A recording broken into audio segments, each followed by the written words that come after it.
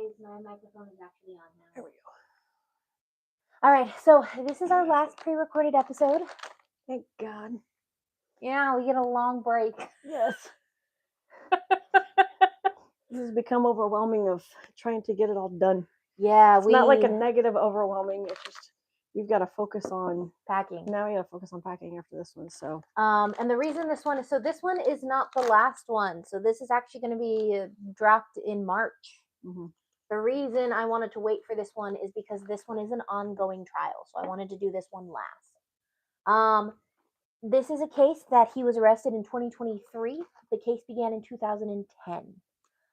Heads up, most of this is from a documentary and varying news sources. So it's going to have a little bit of everything. There is going to be like points I go on, like a little tangent about police corruption at the time and police corruption in the police force when this case is going on. It was a very, very poorly mishandled case by the police.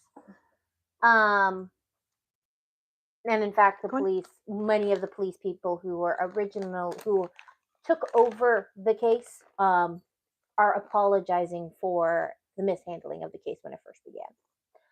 There are still things, so I'm actually going to read a couple of news articles about some things that have happened since I wrote this. I wrote this in December of 2025. It is currently February of 2025. 2026.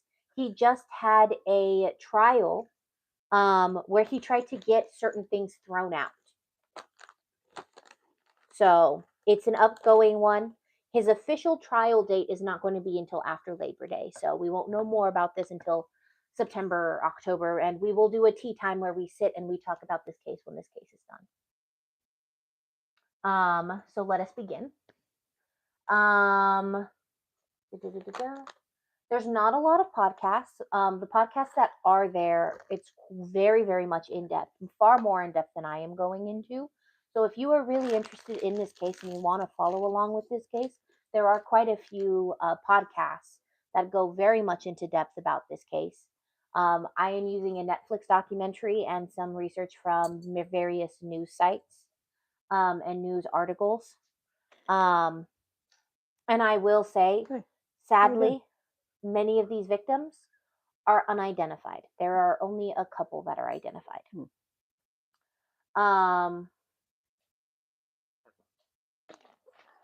He doesn't even have a Wikipedia page. Oh, wow, surprising. That's how new this case is. There is no background on him. The only background they have is he lived in his parents' house. He got his parents' house when they passed, and he's lived in it. He didn't touch up the house too, which a lot of people in the neighborhood apparently pissed off the neighborhood because everyone kept up with their house and made sure their house looked nice. He didn't. His house looked terrible in the community, and they regularly talked about it. Really?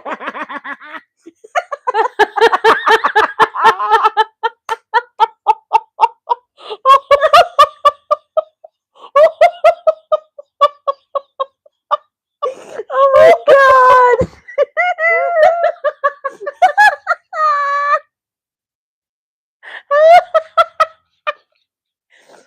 Oh, so we're just sitting watching the dog wait to jump up, and she just let goes one like rip. This. But it was muffled in the carpet. Now she's embarrassed. Yeah, now she's embarrassed. It's okay. Everybody does it. Oh my God, that laugh. Man, my laugh. Woo! You feel better? She doesn't want to talk about it. She's literally got her head literally under my arm. Aww. She's embarrassed. It's okay. It's okay. At least you feel better. You got tummy issues today?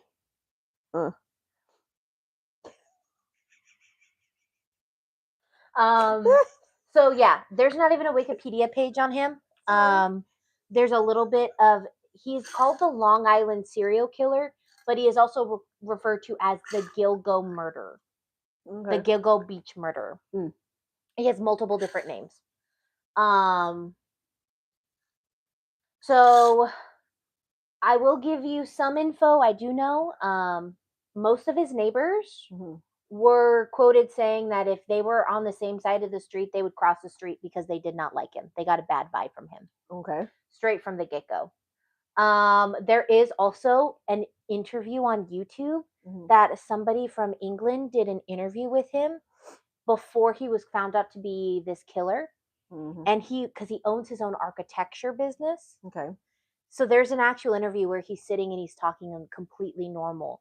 And it is the most weirdest thing to see. Oh, okay. Because you're like, this was again filmed before he was found out to be a serial killer. Mhm. So now you're watching it and you're like, this man was a serial killer and he was talking to this man. Like everything was fine. Yeah, I mean, It is unsettling sometimes realizing that serial killers have normal lives. what's up, Peanut? We put the cat in a backpack today and walked her, so she's a little bit. She's in a friskier mood.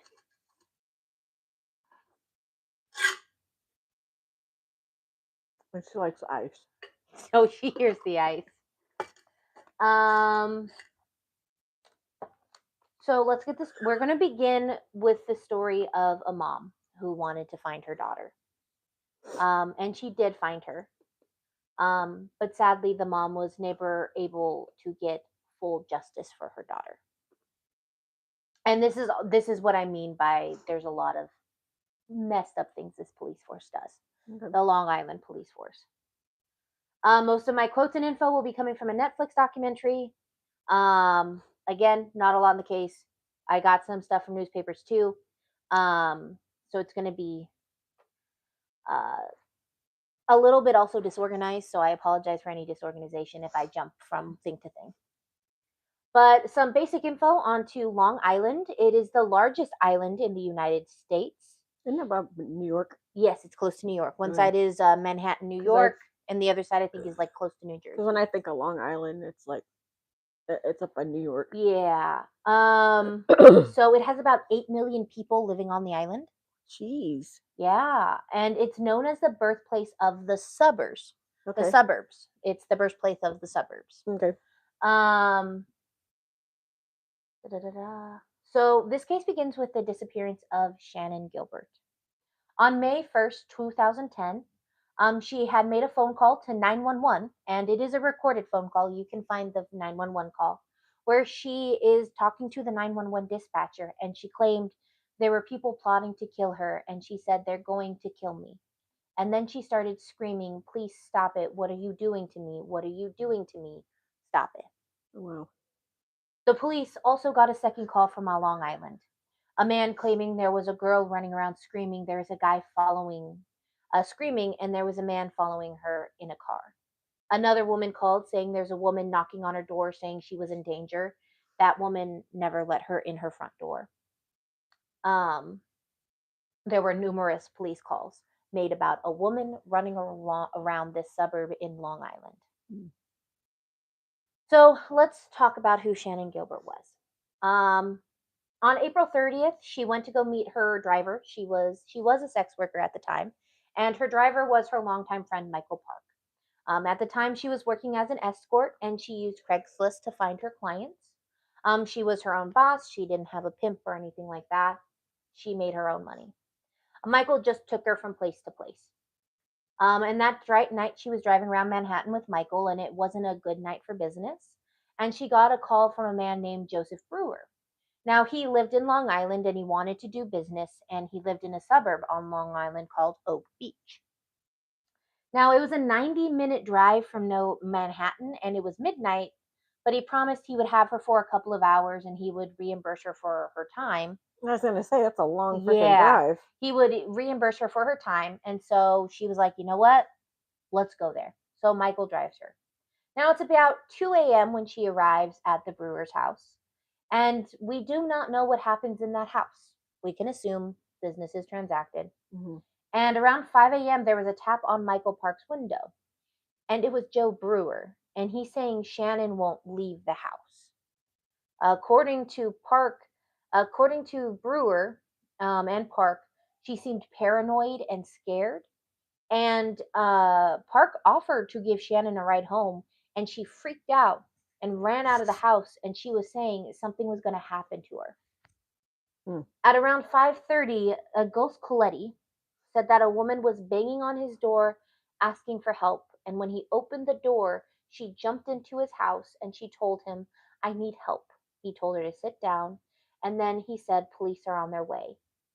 He had yet to shut the door, Mm-hmm. and she ran out of the house.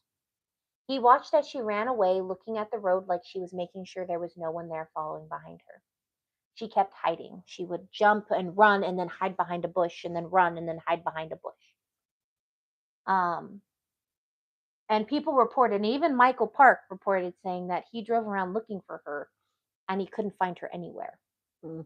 And so Michael Park, assuming she found a way home or something like that, just drove home. John Brewer won't say what happened in that house. They've questioned him and he will not come forward and say what happened in that house. Now, Stuart Cameron, a police officer, got a call from the missing persons department and they went looking. They did not go looking that night. Okay. They went looking the next morning. I mean, it's a missing person. You should go look when they call you. They asked neighbors Joseph Brewer, and no one could say anything as to where they went, and they couldn't find Michael Park. He assumed that Michael Park had found her and left her, so the police labeled it a disturbance and it was gone on arrival. Huh. Gus Coletti said he pointed in the direction she was running. He said that was the last I saw of her and said he was running that way. And he also was quoted saying, frankly, that was the last we saw of the police department too. Oh. Now, Shannon Gilbert's mom said that Shannon had not returned with Park. And so she raised hell. She was hell bent. She knew something was wrong. Mari Gilbert is, I will say, the only reason that this killer was caught. If it was not for her, Probably would have never been caught. he would have never been caught. Mm. She was an amazing person. She had a deep determination to find her daughter and lead, and find, and also not just to find her daughter, but when she found out there were other victims, she had a deep determination not just to find her daughter, but also the other victims. Mari went to the police to report her missing, and the police essentially laughed at her and said she's a prostitute. She'll eventually show up. Again, this is in 2010. This isn't in the 80s, the 90s. This is still recent. So Mari, not one to back down, said, "No, I don't believe that."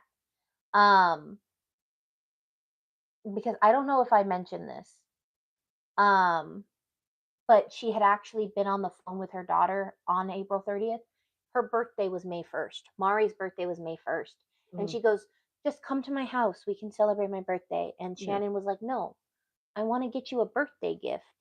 And I don't have the money to get you a birthday gift. So I'm going to just work tonight, buy you a birthday gift, and I'll meet you tomorrow on your birthday. And we can celebrate your birthday however you want to celebrate it." Right. And on May 1st, when Shannon never showed up, Mari knew it was a problem because she was like, she had promised me she was going to meet with me. Yeah. And she didn't contact me. She didn't call me. She didn't do anything. So, Mari, not one to back down, said no. She called press conferences. She called the news. She spoke to local press and newspapers about her missing daughter, saying she wanted to bring her home. She held press conferences on her birthday, saying, how would you feel if no one went looking for you in these press conferences? She never stopped looking for her daughter. When she went to the police, the Suffolk County Police told her, "We don't have the people. We're on a budget. We can't afford overtime." And these were the excuses that the Suffolk police were telling her. Yeah. And she was worried because at this point, right, she went missing in April, May. It is almost December. Now there's going to be snow. It's going to get cold. And she's holding out that her daughter is still alive. She's like, "My daughter is alive. She might be somewhere on this island. She could be outside. I don't know where she is. I don't want her to be out in the cold." Yeah. Now they finally agreed to look for Shannon Gilbert 8 months later. Okay. On December 11th, 2010, near Gilgo Beach. Now, while they were looking for Shannon, a police officer and his canine found human remains.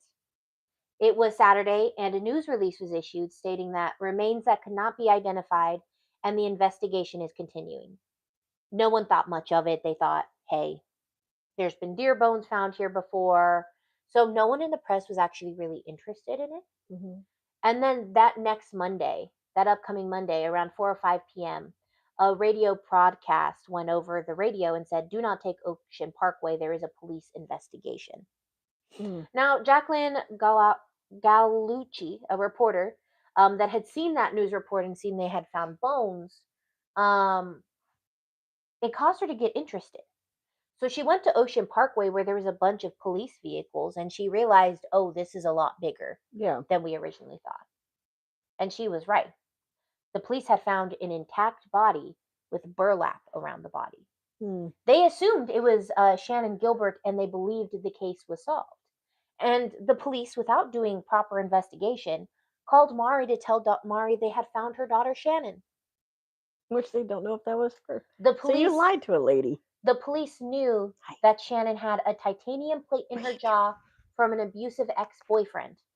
Now, after they called Mari, they had to call her back and tell Mari that they realized it was not Shannon. It was instead another body they found. So you break the mom's heart just to turn around and break the mom's heart. Yeah. So you did it twice. 2 days later, on December 13th, the police went back to the same place they found the body and did an evidence search of the area. Okay. They found 3 more intact skeleton remains. Jeez. So it sounds like he put them in that one spot. Yeah, the bodies were bound and they were all in burlap. Because that's somewhere where people probably don't go all the time. It was so basically. Good. Let me pull up a photo so it makes a little sense because I can better. Because if I'm not, it's near the highway. If I'm not mistaken, Ooh. Sorry.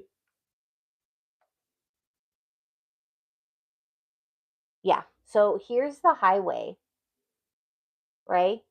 Okay. Along These, the beach, yeah. yeah, they're found here. Wow. Looks like they found a lot. They eventually find 10 bodies. They're found. This is the highway, the Ocean Park Highway. Right. They're found right next to the highway. It's also near the beach, so hence why they thought it was Shannon Gilbert. Much like the Arizona heat, how it decomposes a body faster. Mhm. In Long Island, if you put a body near a beach, the body decomposes faster because of the salt, the sun, I was gonna say sand, the all sand, of all that that other stuff. stuff. It decomposes a body faster. So they went, oh, even though she's only been missing 8 months, if she was killed immediately, her body. Only 8 months?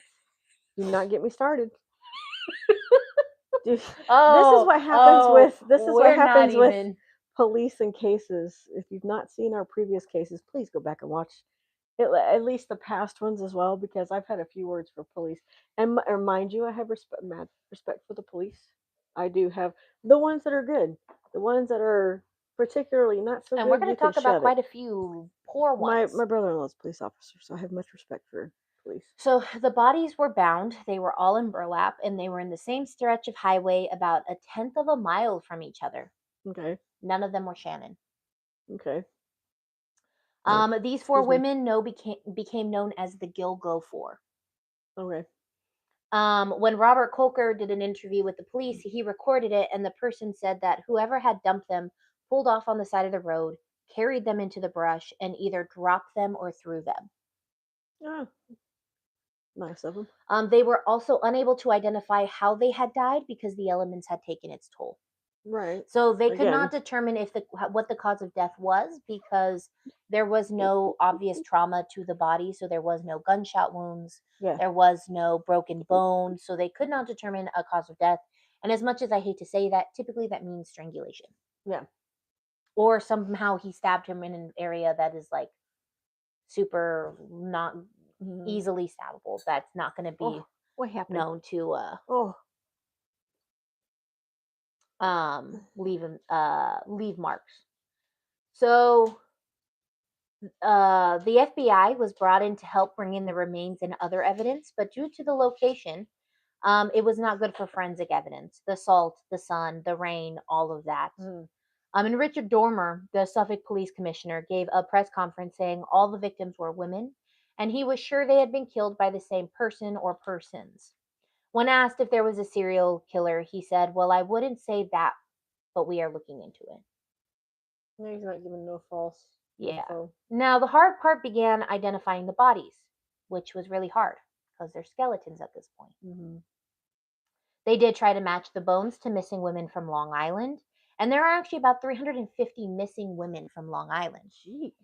Now, none of these remains match the bones, so they realized that these women weren't from Long Island, and they began to have the suspicion that the victims may have been sex workers. Mm.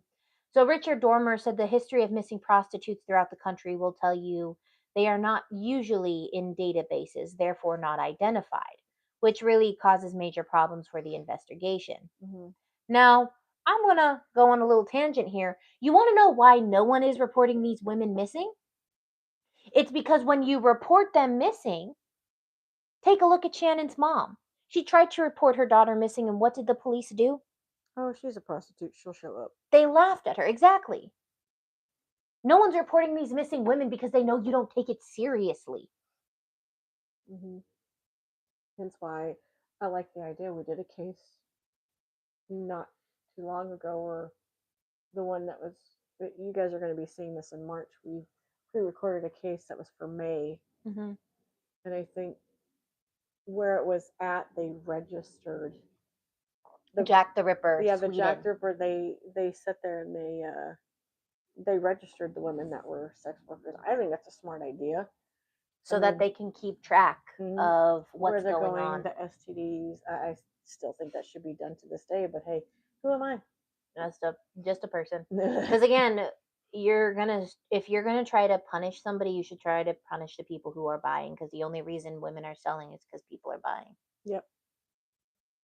Give people jobs. You can't punish one without punishing the other. Exactly. So the first one to go missing. So I'm gonna start talking about the victims. The first one to go missing was a woman named Maureen Brainerd Barnes. She went missing July 9th in 2007. Her sister said that the two took care of each other and that she knew her sister was going to New York City, and she had told her sister she was going for modeling. On July 7th, Maureen called her sister and said she needed a ride from New York City because she lived in Connecticut, and her sister was sadly unable to get her. Maureen said she was going to take a train, and that was the last time she heard from her. Mm. Sarah Keynes, a friend of Maureen, described the two of them as the escort version of Thelma and Louise. Oh. Good movie. They were both on Craigslist and advertised the boyfriend experience. Mm. They had rules to keep each other safe. They always carried their phones. They would text when they got to a client's house. They would say, I'm here, we're good." They were constantly in communication with each other. Which is how it should be. Even if you're not a sex worker and you're going out with your friend. Yes. And this sounds so weird, but I will always, John will usually text me. He leaves me alone when I'm out with my best friend. Mm-hmm. But, if I say, hey, can you come get me? Because they're going to go somewhere else and I'm tired, he'll come get me. But he always knows who I'm with, because I'm not going to go with people that I don't. Yeah. One, I don't know, because, yes, I'm a grown adult. But It's I always safety. let him know, well, this is what we're doing. We just went from here to here. Now we're bouncing over to here. Now they're talking about getting a tattoo. And now we're going back over here. So yeah, I do the same thing with Justin. When I hang out with friends, I'm like, hey, I'm going here. Now we're going here, just as a safety thing. And I like the fact that they partnered up. They were like, this is a dangerous city. This is a dangerous world we live in. We want to keep each other safe. So, leading up to the day that she went missing, Maureen was served eviction papers. And her roommate were fighting the eviction, but they still needed money to pay for the eviction. Yeah. And Maureen actually had a daughter. Oh. And her dad was not the best. No, his had a kid, and his dad was not the best. So her kid was a son. And he was actually using the eviction to get custody of the kid. So eviction court was Tuesday, and she needed to make $3,000 by that Tuesday. Mm. So was the dad not paying child support to her? Probably not. If they had shared custody in New York City, I think if you share custody, you don't have to pay child support. It's only if one of them has full custody. Mm. Um, so on Monday morning, on July 9th, Sarah told her, I'm going to go home. I'm tired. We've been working all night. Yeah. And Maureen was like, I'm just going to stay out a little longer and see if I can make a little bit more. Yeah. Because she just needed a little bit more. Yeah. And that was the last time Sarah saw her. Mm. She never showed up to court on Tuesday, and then Sarah got scared. Rightfully so. Missy, Maureen's sister, called Sarah and said, Where's my sister? And she responded with, I don't know. And that was when her sister found out what Maureen actually did for a living, because Maureen was lying to her sister because she wanted to keep Well, her. if you think about it, a lot of girls, depending on her age, Mm-hmm. are ashamed of that stuff. Yeah. Like, and I get it. I have nothing against sex workers, whether it's male or female, or strippers. Mm-hmm. You know, if you're in a relationship with someone, you shouldn't be doing that shit in the first place. I Yeah. will say. If you're single, you want to do that, by all means, go ahead and do it. If it's the only job you can get to make ends meet, more power to you. Just be careful, be safe. Do it. Yeah. I could not do something like that just because, again, it'd be the dignity of myself. Mm-hmm. You know, it's the dignity of, like, and she's probably really embarrassed. Mm-hmm. Hence why she hid it Or from her she didn't sister. want to worry her sister. And that, you know, that'd be the biggest factor of it all. Yeah. So Missy's husband and Maureen's brother actually went to New York, Mhm. and they drove around New York City looking for her, going to her favorite places to visit, and asking, hey, have you seen her? Having a photo of her, going, have you seen her? Mhm. They went all around New York City asking. And New York City is pretty dang big, Yeah. so that's like a lot of footage. Missy Foot tried traffic. to get her sister's name on the National Database of Missing Persons, and they wouldn't add her name to the list. Why? Because it hasn't been 24 hours. No, because she was a sex worker. And your point's what? She's a human being. She contacted 18 different precincts, and she got pushed from person to person because they weren't concerned because she was a sex worker. And she's still a human being. You know what this feels like? The Yorkshire Ripper all over again. Yep. Yep. That's what I'm getting. 2 weeks after Maureen went missing, this is the part that makes my blood boil about this killer. 2 weeks after Maureen went missing, Sarah got a call from a blocked caller. Mm-hmm. And she said, hello. And the person was like, I saw your ad on Craigslist. I was wondering if you were from Connecticut. Mm-hmm. Because remember, Maureen's from Connecticut. Okay. And she was like, yeah, why? And he responded with, because I met another girl from Connecticut. You know, Mari, which was Maureen's escort name. Mm. And he then described Maureen. And he's like, she's short, she has blue eyes, she has a tattoo on her right arm that says Nicole or something in red. And Sarah went, yeah, that's my friend actually. She's missing. And the caller responded with, she's not missing. I just saw her in a whorehouse in Queens. Mm. Sarah got excited and was like, oh, we're going to bring her home. Yeah. So she told him, can you call back unblocked so I can give the cops your number? And he said, yeah, I can. Oh, wow. He never called back. She received a call from the killer. Oh, wow. The killer, after He's killing playing. Maureen, He's toying and playing with the victims' families. Mm-hmm. That is a level of sadism that is so. Effed up. This It's I will very also effed up. give you a heads up. This man is married. Oh, wow. This is a level of sadism Yeah. that pisses me off. That, yes, I can understand. You're fucked up. You torture a person. You're a monster for that. Mm-hmm. But because she is not the only person he calls. Mm. So he goes to all. He calls victims' families and talks to them about the victim. Oh, wow.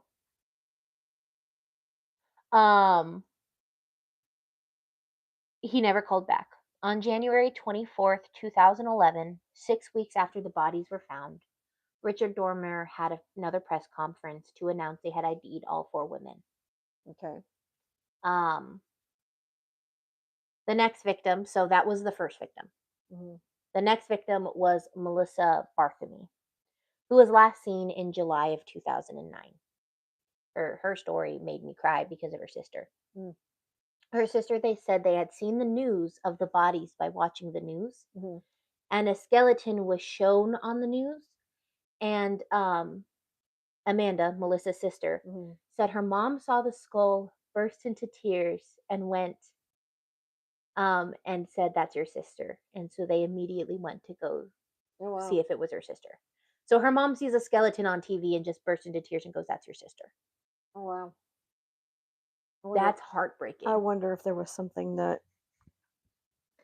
Megan Waterman, who had been seen, so I'm now going through, not going in depth about the victims.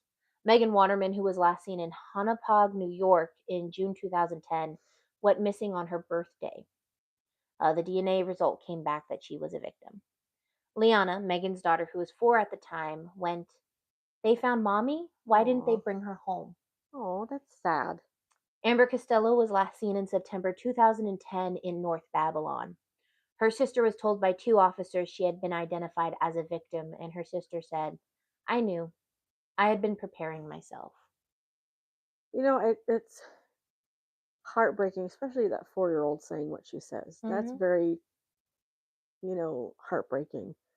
But for the family members that sit there and they already know, it's like if families already know before the police actually already know. Yeah. Your mom already knows before, your parents are going to know before anybody else knows that you're not coming home because they know the type of person you are and things that happen are like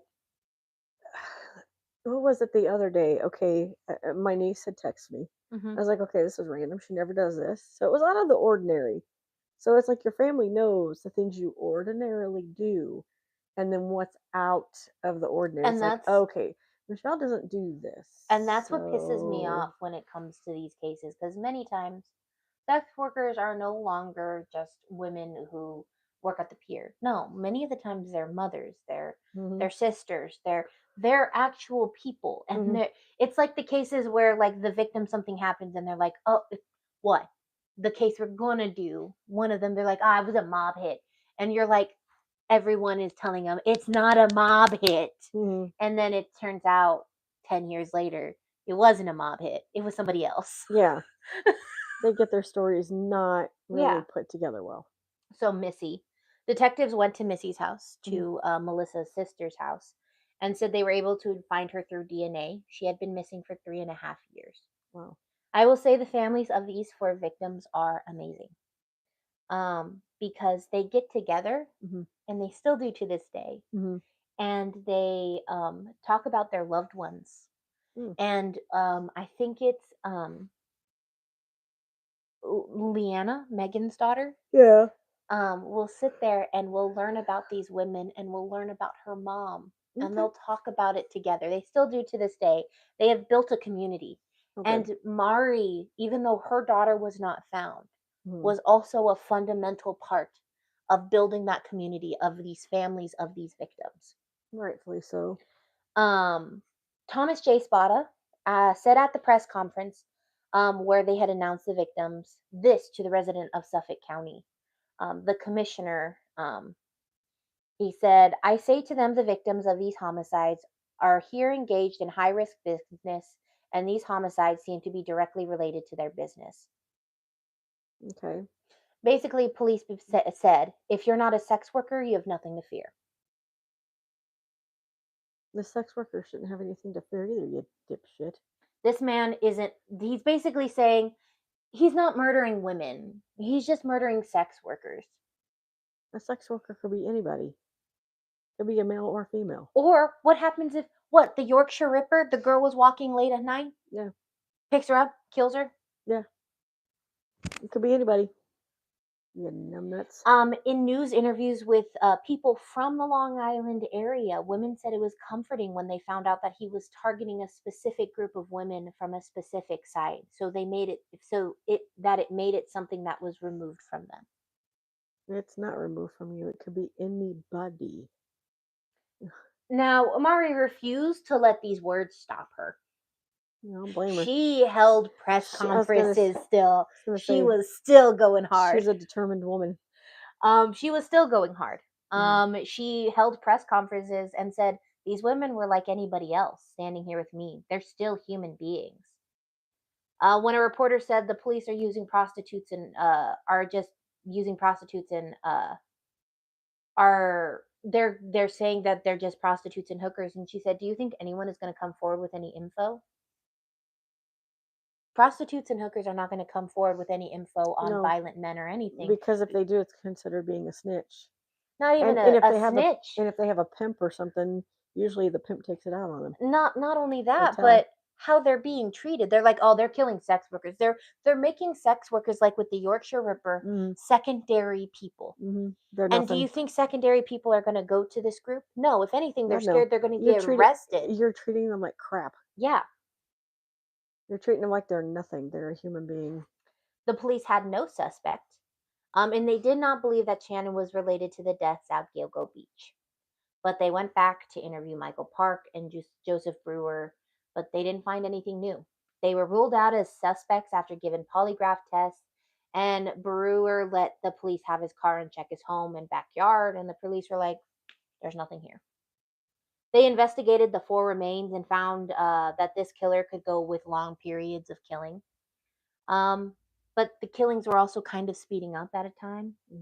All 4 victims' phone records pinged all in Long Island, nowhere near each other. Amber Costello's friend, one of the victims, Dave Schaller, said she was different. She was goofy and funny. But the night she went missing on September 2nd, 2010, she put an ad on Craigslist, and this one guy called. And the two spent a little time on the phone with the guy. And as she was leaving, she left without her bag. She left with no ID and not even her phone, which everyone said was weird. And anyone who knew anything about her said, that's weird. Because she always takes it with her. Police were able to get some info on the burner phone that the John was using, and it registered to a bunch of places on Long Island, but it seemed to point to central Long Island. The burner phone was able to be identified as being in a specific location in Long Island. A theory arose that the killer was local. Melissa Bartholomew's sister Amanda said it was after her sister had gone missing. She graduated before she went missing. Melissa graduated cosmetology school and wanted to work in a nice hair salon. And Melissa was last seen by her sister sitting on the stoop waiting for a date. A week after she went missing, Amanda got a call from Melissa's phone, and she was relieved to see her sister's ID. Because she's like, this is Melissa's phone. I get to hear my sister's voice. She's been missing for a week. Yeah.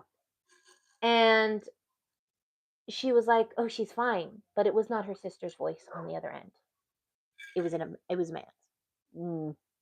The man on the other end of the phone was taunting her and egging her on, and she kept saying, where's my sister? And he wouldn't tell.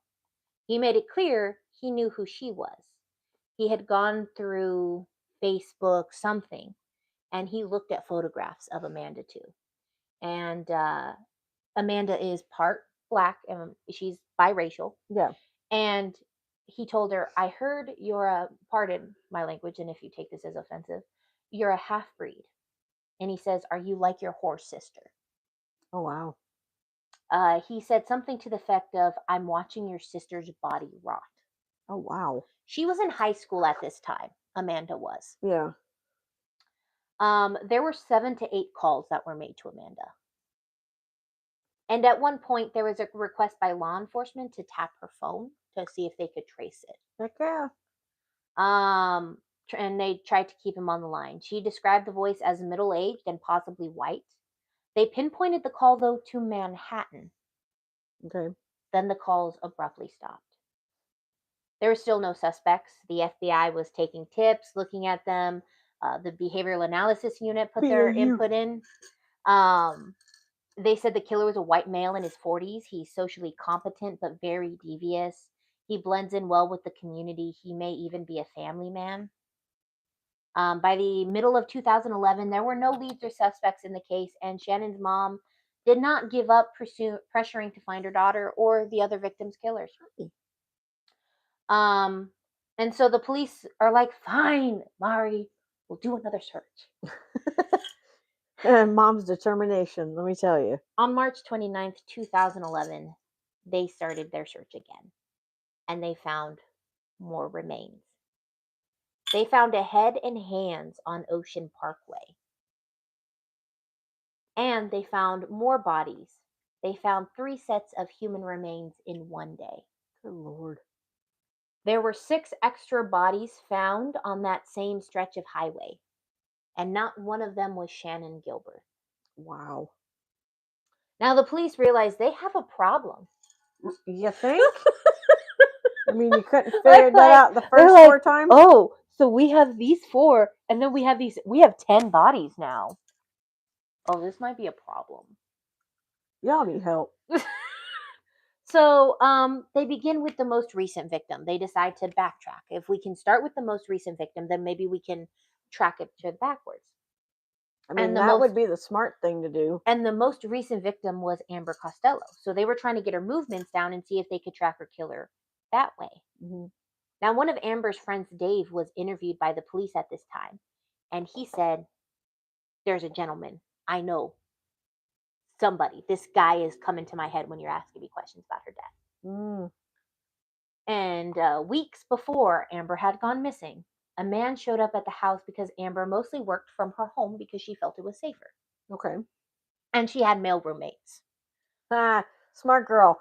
She had male roommates. Sometimes the male roommates would go out when she was doing business, but she kind of, I mean, that's pretty smart. yeah. That's and she always smart. had she had a lot of male friends who like worked. They were close. Maybe that's why I have a lot of male friends.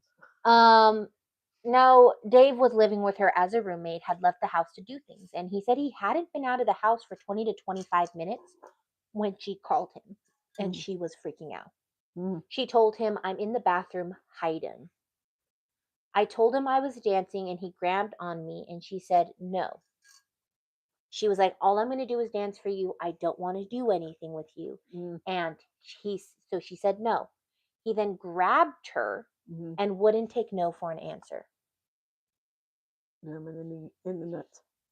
So Dave and his friend Bear drove back to the house as quickly as they could, busted the door open, went to the bathroom, and Amber was hiding in there still. And she said, he's still here. And that's when Dave heard, who the fuck are you? Coming from his friend Bear. And he said there was a giant there. He said the guy was the size of the door and he was mad. He wanted his money back and they said, no, you're done. You're leaving right now. We're keeping the money. You're going. And they had this pit bull, and they actually had to tell him they were going to let the dog on him, that they were going to let the dog attack him. And thank you for that. But he was still fighting. Like they were having to physically push him out the door because he's just. Dude, that's where one of you guys pushed him out the door. You didn't have her on the phone with the cops. Well, Dave noticed that as they're pushing him out the door, he wasn't looking at the 2 men pushing him. He was looking directly behind them, at her, staring at Amber. Huh. And Dave described it as it was the look of a predator who was just tripped. Like the look of like when, for example, I hate to say this, when Willow, when she's playing and she gets into that hunting mode and you just see how her eyes start focusing and she's not focusing on you. She's focusing on the prey. That's what he said his eyes look like. That his eyes stopped looking human and they looked like a predator that had been tripped by its prey. Wow. The gentleman got in his car and left. He told this to the Suffolk County Police Department. Oh, wow. And they did nothing with it. His friend Bear actually was able to get down the type of car it was too. He was able to get the car, the color of the car. He was able to tell the make of the car, the design of the car, the year of the car, and they all gave it to the police. What about the license plate? I don't think the license plate, but fun fact, Long Island, he had a truck. And very few people in Long Island have trucks. So that would kind of narrow it down. Yeah. Thank you, Willow. You're blocking me there. He got in his truck and he just drove away. And this guy is like, this is the killer. I am 100% certain. I think this is due to who did it. Suffolk County Police didn't do anything. Didn't follow up on it. Nothing. I mean, Come on. The police were announcing that the 10 victims, that Mm. there were no leads or suspects in the case at all. And even though it was all over national news, even stations in other countries were reporting on it. Mm. Um, there was a lot of pressure on him. And in May of 2011, as Jay Spada held a press conference with Richard Dormer, he identified the first set of remains found on March 29th as Jessica Taylor. And her remains were only partially found. She had a tattoo that was used to ID her. Her torso, actually, Mm-hmm. was found in 2003 in Mannersville, 50 miles northeast of where the rest of her remains were found. Okay, that's weird. Her torso was found with a skew of other torsos found in the area. What the hell? I think there were like 5 or 6 torsos they found in Mannersville. Wow. Which, okay, weird. Just a little bit. Um, they found Jane Doe number 6, who I do believe has yet to be identified, Yeah. who also partial remains, and her torso was also found in Mannersville. Yeah. So they're finding torsos, and then they're finding the heads and hands and all that other stuff in this site next to a bunch of dead bodies. Hmm. I'm sorry. I'm gonna warn you. They say it's multiple different killers are just dumping in the same stretch of highway. That is highly improbable. That there's gonna be a bunch of killers that are like, Noah, this highway, good dumping ground. Looks good. Do you got a group chat? Do they have a group chat? Do they everyone Hey, dump your Bob. bodies? Hey, Bob. 5 more inches over. Baby Doe, who was a toddler. Mm. A male that was dressed in drag, and they believed he was Asian due to his bone structure. They also found Jane Doe number 7. Now, at this point, the public were starting to wonder why the Suffolk County Police had not searched Oak Marsh, Mm-hmm. which is almost directly close to where Shannon had been seen. Mm. And it's also close to where these bodies are being found. Okay. And the truth is, we don't know fully why they never searched that marsh. If it were me, I would have searched that marsh. Yeah. If I start finding bodies near a highway, I'm going to be like, you know what? We're gonna That do this marsh whole is stretch. where that marsh that's really close. Because I think, where's the marsh? Down further. Not marsh. So Mannersville, there is a spew of bodies found here. And then go The down heads and hands were found here. Hmm. This is a better thing. They found all of these victims scattered here. Wow.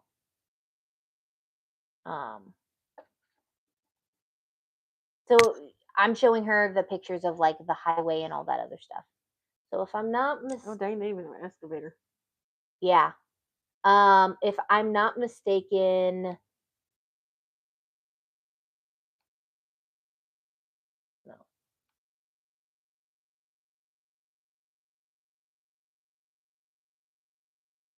The marsh is somewhere here. The marsh is actually really close to the highway. Hmm. Remains of 2 women, including the toddler's mother. Yeah. So the marsh is really close to the location of the bodies, but they're also really close to the highway where he's dumping these bodies. Mm-hmm.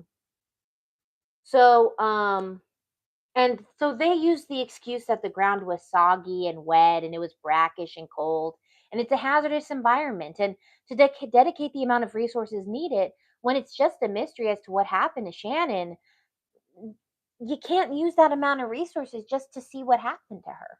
Yes, you can. You just don't want to. It took them 19 months from when she went missing to actually look the marsh.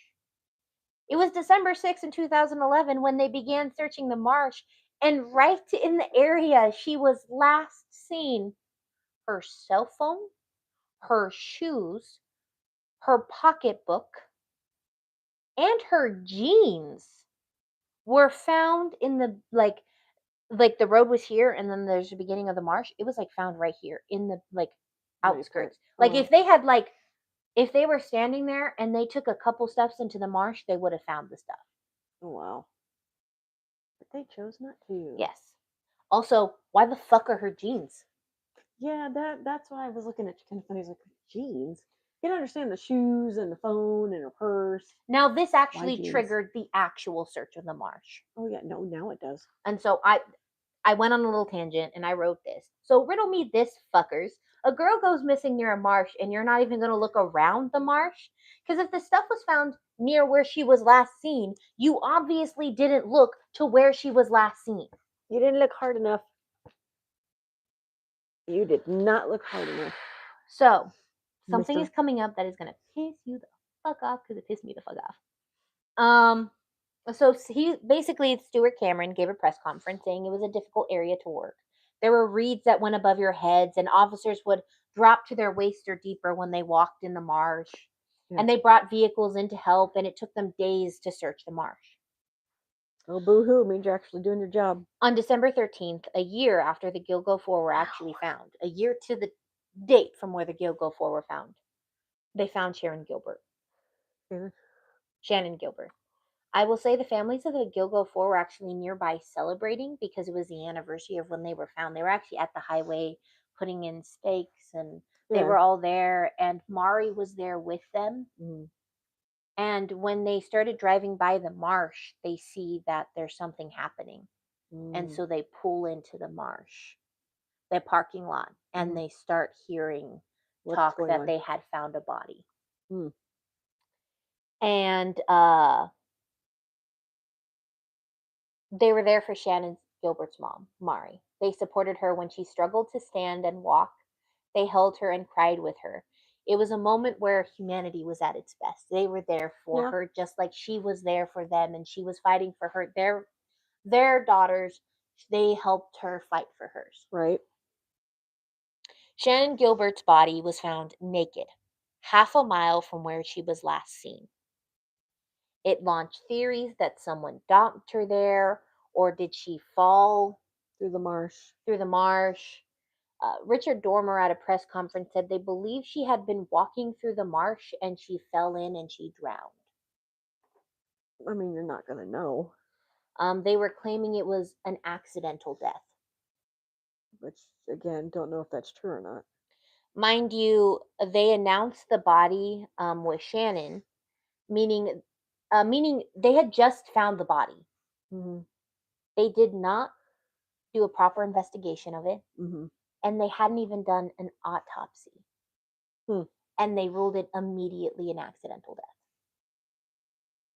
She was found without her jeans on and her shirt on. She was found completely naked. And I don't know about you, but in 2010, the biggest fashion trend of the season was skinny jeans. And not just skinny jeans. I mean skin tight jeans. Yeah, those suck, by the way. I tried a pair of those and I had to take them off because I felt like I was dying. Can you imagine those jeans wet? No, I don't want to. Can you imagine taking those jeans off wet? It's not easy. You're fighting for your life when you're trying to take them off wet. Exactly. That's her horrible. jeans were there and they were wet. But they weren't on her. Yeah. So she had taken off her jeans when they were wet. Okay, but did she take them off or did the killer take them off? See, there's still more to the investigation. Hence why his trial is ongoing. There was no way in my mind that she wouldn't have struggled to remove those jeans. That had to have been a fight to remove those jeans. Oh God, yeah. The only way you're gonna be able to get them off is have somebody help you. So police began to push a theory that she had paradoxal undressing. And that is when someone in the late stages of hypothermia start removing their clothing because it's too hot. Okay. They feel too hot. Now, I will say, come on, the island's average Don't fart low. Again. Don't fart again. Oh, you hit the hole of the couch. Yep. The couch ain't connected, so you kind of hit the, okay.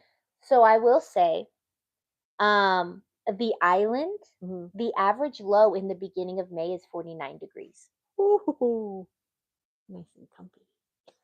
It was for myself, who is constantly warm. Yes. So the low in the beginning of May is about 49 degrees, but she was running and anxious, which tends to up your body temperature. Right. I don't know how she could have gotten hypothermia. I've heard cases of people getting hypothermia in like 50, 40 degrees weather. Yeah.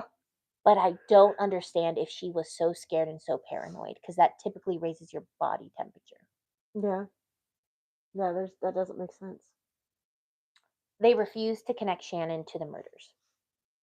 They just ruled her death accidental. Wow. The medical examiner who eventually performed the autopsy said the cause of death was undetermined. Okay. Shannon Gilbert's mom, Mari, and her lawyer decided to get a second opinion on how she died. They said, "We're going to do our own autopsy." Good for them. And they actually hired New York forensic pathologist Dr. Michael Baden, who had looked into the killers of Joel Rifkin and David Berkowitz, some of whom we will actually talk about. I've heard of Berkowitz. Yeah, son of Sam. That's it. Yeah. I was like, I've heard of Berkowitz. Dr. Michael did his autopsy and said that her cause of death was consistent with homicide and inconsistent with natural causes. Just like she was killed, but then left to the natural causes of the environment. In Dr. Baden's report, there was damage to the hyoid bone and windpipe. These are the bones that get injured and fractured in strangulation. Ah, okay. Jessica Taylor, whose torso was found in Mannersville, along with a dozen other victims, had a similar backstory to the Gilgo Four. She was in her 20s, she was white and petite, and she was a sex worker. She was last seen near Port Authority in Midtown Manhattan, Willow, stop eating things. which is similar to Melissa and Maureen. Yeah. Jane Doe number 6, her body parts were found closer to Jessica Taylor's, and her torso was found in 2000 in Mannersville. Now, Robert Coker said when he started looking into the case, he was hearing the police and the DA, and he was like, "I don't want to hear conspiracy theories. I want to hear solid fact." I'm sorry, sometimes you have to hear conspiracy theories to actually start proving that they're solid fact. I'm just saying. But as time went on, he realized it was a conspiracy. Gus Garcia Roberts started working at Newsday, an investigative journalist, and he was looking into police and prosecutorial misconduct. Mm-hmm. Now, Suffolk County Police Department, I'm going to say, is one of the largest police jurisdictions in the U.S. Mm-hmm. It is also the highest paid. Oh, wow. The police commissioner, Robert Dormer, who is on the verge of retirement, is telling people that he thinks one killer is responsible for all of it. And he's like, it's odd that there's going to be more than one killer operating in Long Island. I agree with you, my guy. That's smart. Yeah. The DA, Thomas Spada, though, doesn't like that idea. No, we don't care what you like. Spada believed that the first 4 women killed in December were separate from the other victims that were found, and they were just discarded by other people coincidentally near the 4 bodies. It was all a coincidence. I don't think it was a coincidence, my dude. Come on. By him saying this, he was declaring open war in politics on Dormer. Idiot. A few weeks after Shannon Gilbert's body was found, Dormer retired, and he was gone. He was like, I can't. Wow. There was a new county executive, and he listened to the people who put him there. Jim Burke worked in Spada's office for 10 years. Oh, wow. He was head of investigations for that office, and Spada recommended him for the spot. Okay. So he took over. So, Jim Burke takes over Dormer's spot. And Jim Burke will do whatever Spada says. One of those. Yeah. And Spada was highly respected in the new county executive listened to him, so he went from head of investigation of the DA's office to the head of the whole police department, which is actually a 4-rank jump. Jeez. So he went from here to here real quick. Butt kisser. Burke was known to many as a troubled officer who had scandals follow him. He had more than a dozen internal affairs complaints against him. Oh, jeez, dude. So let me sum this up. They put an unqualified man and a man with so many complaints. Yeah. As head of the police department in Suffolk County. Yeah. So I will keep bringing up Spada, and I don't like the man. But I am also going to explain how Jim Burke is Spada's lapdog. So let me splurge from this case and give you a little heads up on why Jim Burke and Spada are so close. Your microphone stuff. Okay, I hope you can hear me. I probably heard you off of mine. Yeah, probably. I'll just do this. Okay, so we're going to talk about how the two know each other. And so it begins in 1979 when a 13-year Spada started as a prosecutor in the 70s, and he spent 2 decades as a headline making prosecutor. Hmm. In 1979, a 13-year-old boy named Johnny Pius disappeared riding a bike, and he was found murdered the next day in a schoolyard, beaten and trampled with stones shoved down his throat. Oh. Right? The case landed on the desk of Spada, and Pius actually had a sneaker print on his face. And somehow, Spada and the police got it in their head that the only people who wear sneakers were kids. So it had to be a kid who killed him. I'm sorry, putting stones down someone's throat is not something a kid would do. They would throw them. I don't think they're That is an adult. Yeah. Oh, no. There goes mine. Well, there goes mine too. All right. Okay. Hold on.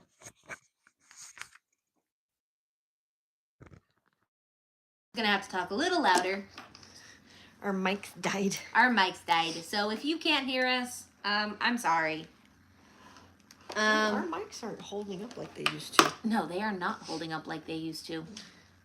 So, the case landed on Spada's desk, and the cops start questioning teenagers and pulling kids off the street, and they're just trying to get a confession.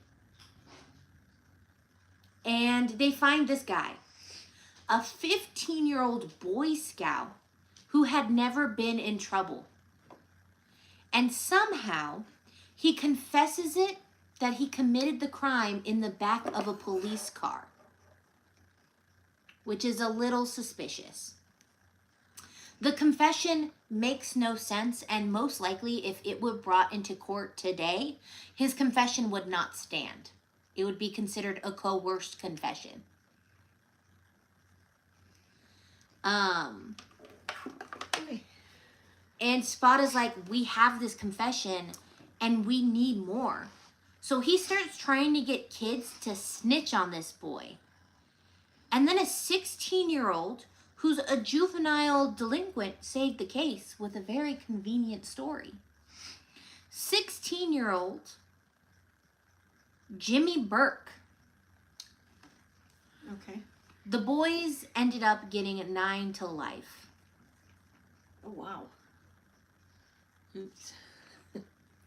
So Jimmy Burke, who's 16, meets Spada and conveniently gives a story to Spada, telling Spada this is a story of him killing this kid, a 15-year-old killing a 12-year-old by shoving rocks down his throat, who had never been in trouble before. That's not, you don't just start off with that. Again, escalation.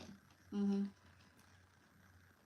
Jimmy Burke is what helps him tie the case down and gets these kids 9 to life.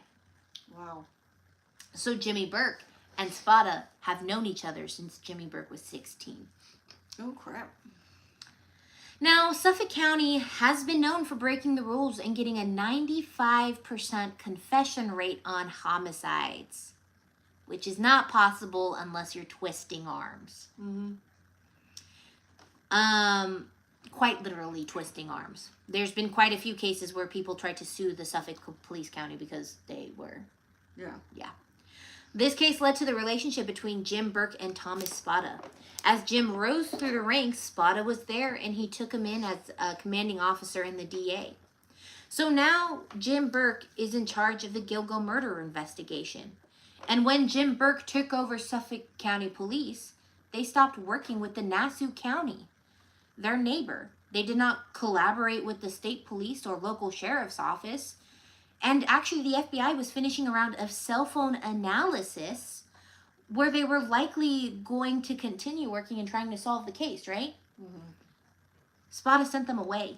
saying their work wasn't relevant to the investigation. Yeah, it is. So basically, Spada and Jim Burke stopped working with their neighbors, the sheriff's departments, the Nassau County, the Manhattan Police, the FBI when it came to this case, because they were all working together, because they knew he was going in Manhattan, he was going in Long Island, he was doing all this other stuff. But they went, nope, we don't need you guys anymore. Bye-bye. Wow. Kind of sounds like if you guys ever watch Criminal Minds and the BAU. And when they would go into some cases, they would get shooed away by people, like the police and stuff like that. Trotta was an FBI agent assigned to the FBI Violence Crime Task Force, and when he heard that when Jim Burke became chief of department, they wanted subpoenas for cell towers dumped for everything hitting XY tower to determine where the phone or burner phones was coming from. It was not granted. So when the FBI is like, here, we have these, can you get these to a lawyer and sign them? Spada said no. He said it was too invasive. Okay. Early on in Jim's career, it was clear not him or Spada wanted the FBI involved in the case. The officers weren't even allowed to give details to the FBI's behavioral analysis unit to get a better profile. Wow, they're probably threatened. Yeah. John Olivia had a memo, and in the memo it said that if another agency was to contact them about the case, they were to notify their supervisor on the first possible instance. Then so John Ray, Mari Gilbert's lawyer, actually held a press conference with this woman who called herself Janine. Turns out she met with Jim Burke at a party in Oak Beach, and she had an affair with Burke. Now get this. She was a sex worker. Oh. Now, Mr. Jim. if you hire sex workers, you hire sex workers. She claimed that when they were going to commit the deed, he couldn't get it going, got frustrated, told her that she was not a good whore, and then he tried, when the press asked if he'd said anything about the Gilgo murders, he responded with no, but he seemed to like to choke me. Oh, shoot. Oh, So wow. it's instantly, you can do whatever you want in your free time, right? Mm-hmm. But if you are a head of police, frequenting sex workers That's a no-no. is a no-no. That makes you look bad. Choking sex workers Is a no-no. is a no-no. Telling them they're not a good whore Is a no-no. Because that means your actions outside of work directly influence your actions in work. If you're already treating someone who, when you're not at work, like a subhuman, do you think you're going to be able to separate that self in your job? I highly doubt it. Yeah. So people brought that up. They're like, why is he here? Yeah. I'd be asking the same question. It's like, what? He also was being looked at by internal investigations for doing drugs. Like hard drugs. Did you not learn anything when you were 16? And he carried on relationships with sex workers, which is a no, because it's corruption. Yeah. And he's the head of the Suffolk County Police Department. And how in the hell did he get out of jail if he was supposed to get 9 to Oh, life? no, he's not the one who got 9 to life. Oh, okay. He got the kid 9 to life by coming up with a convenient story. Oh, okay. I was like, wait a minute, this makes no sense. Okay. No, he got the kid 9 to life by coming up with a convenient story saying the kid confessed to him. Oh, good God. Hence why now they have cameras in every interrogation room. Yeah. So thanks a lot, Bert, Yeah. for your lying.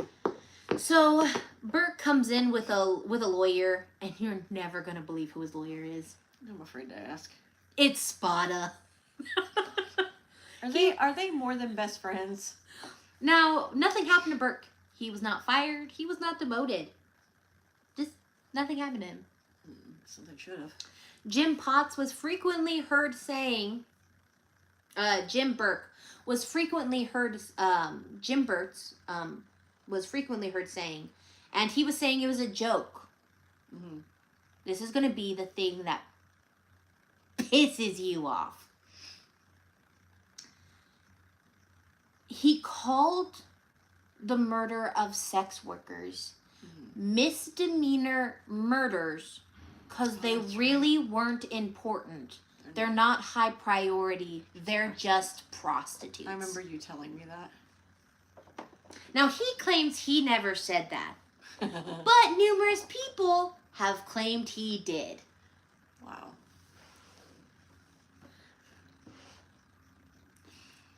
There's no such thing as misdemeanor murders. No. There's just a murder. Yeah.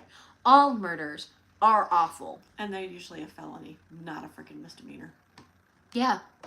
It doesn't matter if someone's a sex worker. It doesn't matter if someone's a CEO. They should all be held in the same regard. Standards, yep.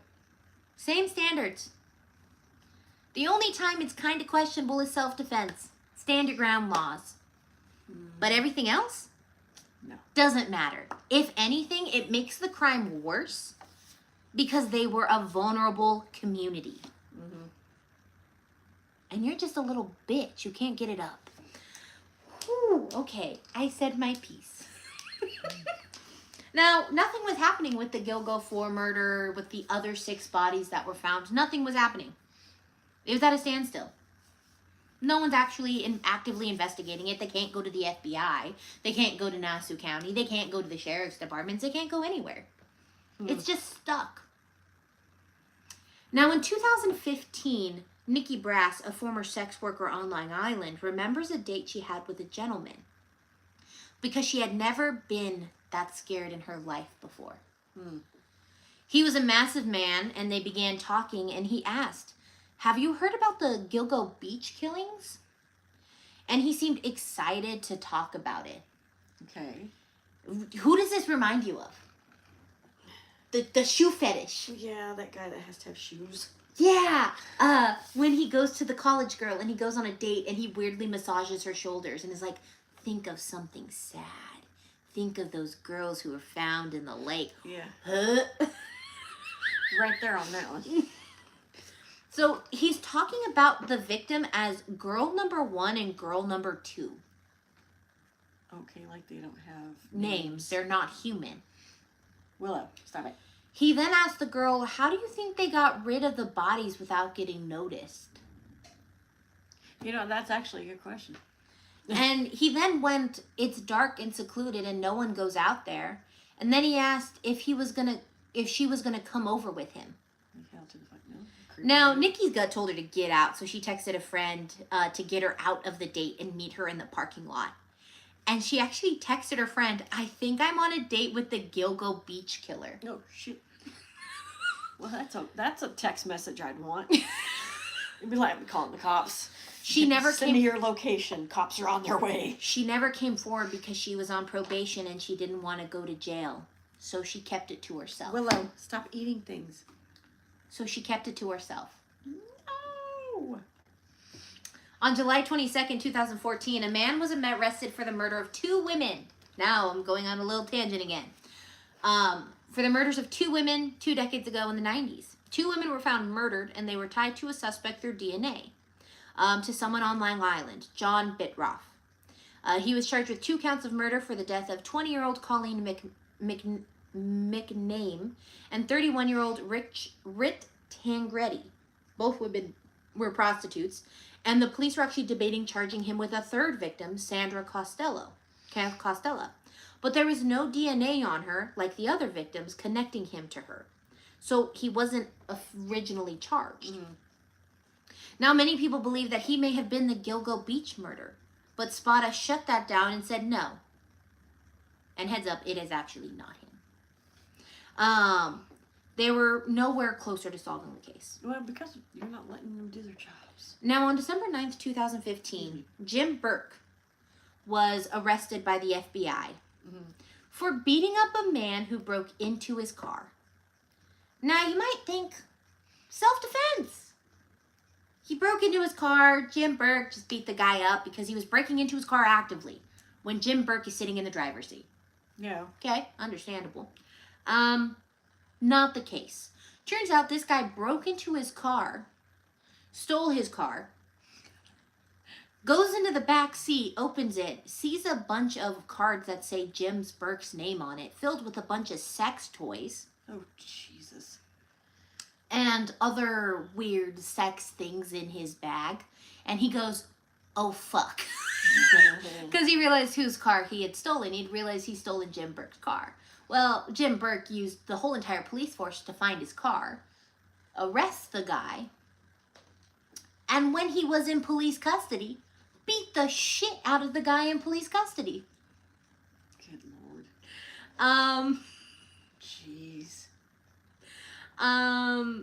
the man was already in custody, and he was in an interrogation room when Burke beat him.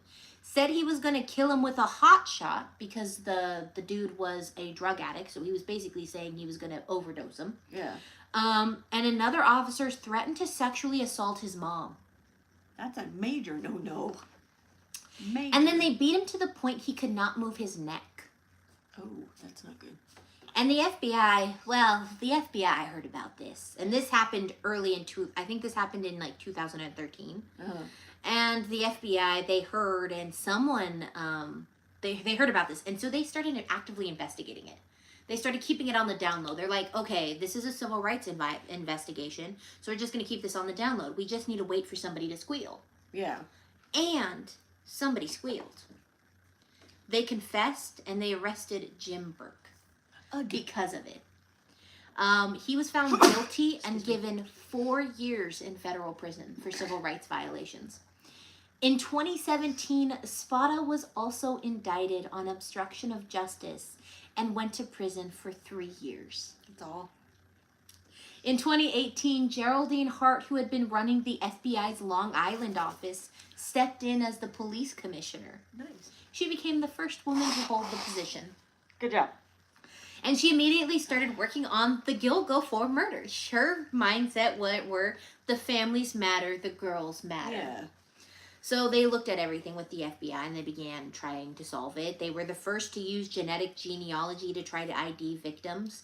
And one of the unidentified victims turned out to be Valerie Mack, who was previously known as Jane Doe number 6, whose torso was found in 2000. Right.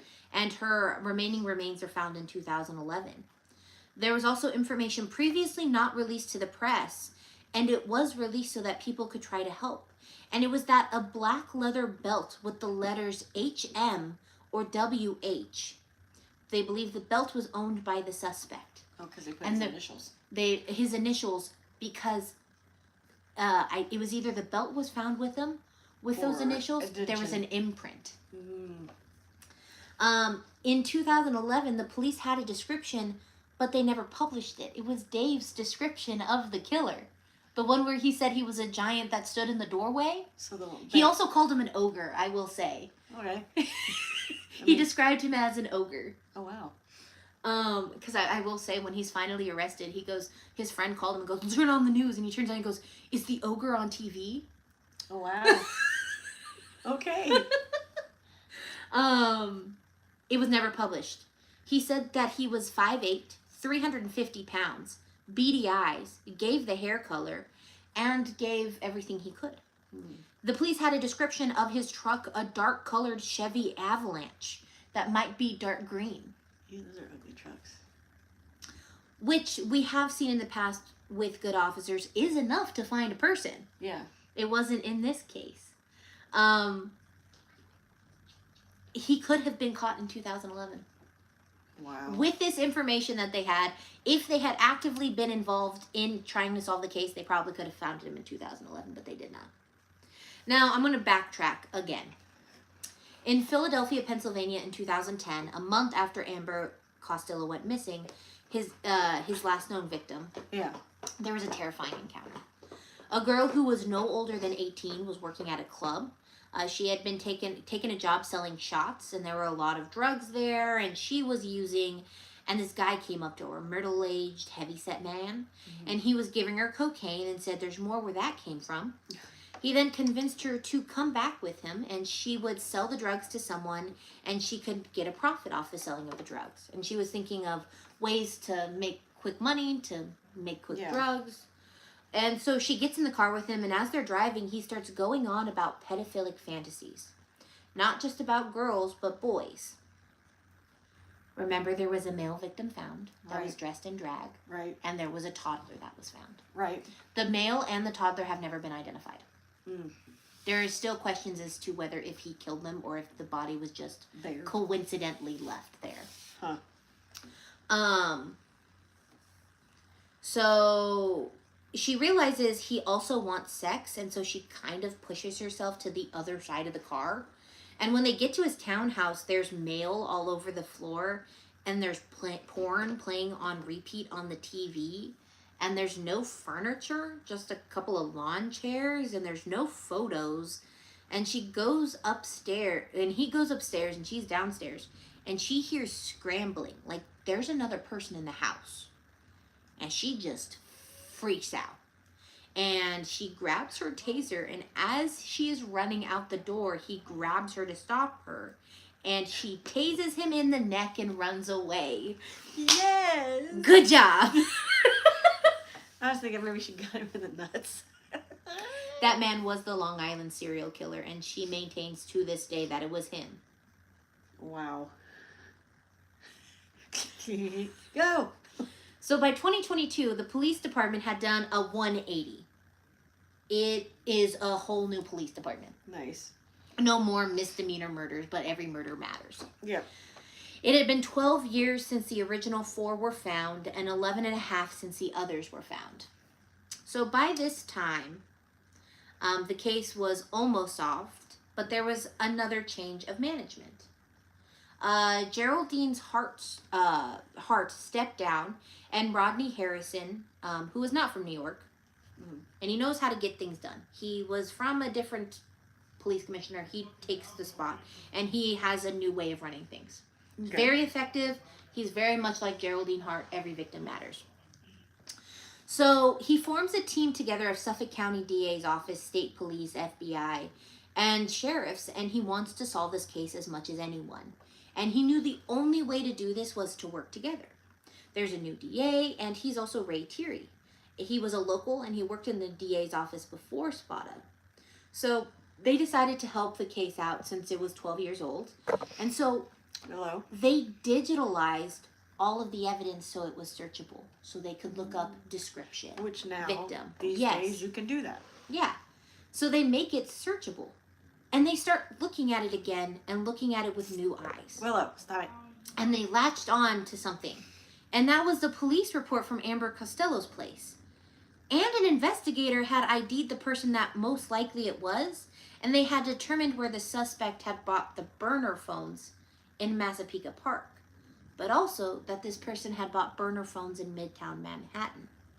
Now, this gentleman that they suspected lived in Massapequa Park and also worked in Midtown Manhattan. Then they kept looking at him, and he kept checking boxes. So they start looking at new things, and this dude goes, okay, let me type in this description. Oh, there's a green Chevy Avalanche? Let me look up. Okay, this guy and this guy. The burner phones were bought here, and they were bought here, and he works here, and he lives here. Oh, okay, this one's more like it. So they start looking. They start putting the pieces together, which is what you're supposed to do in the first place.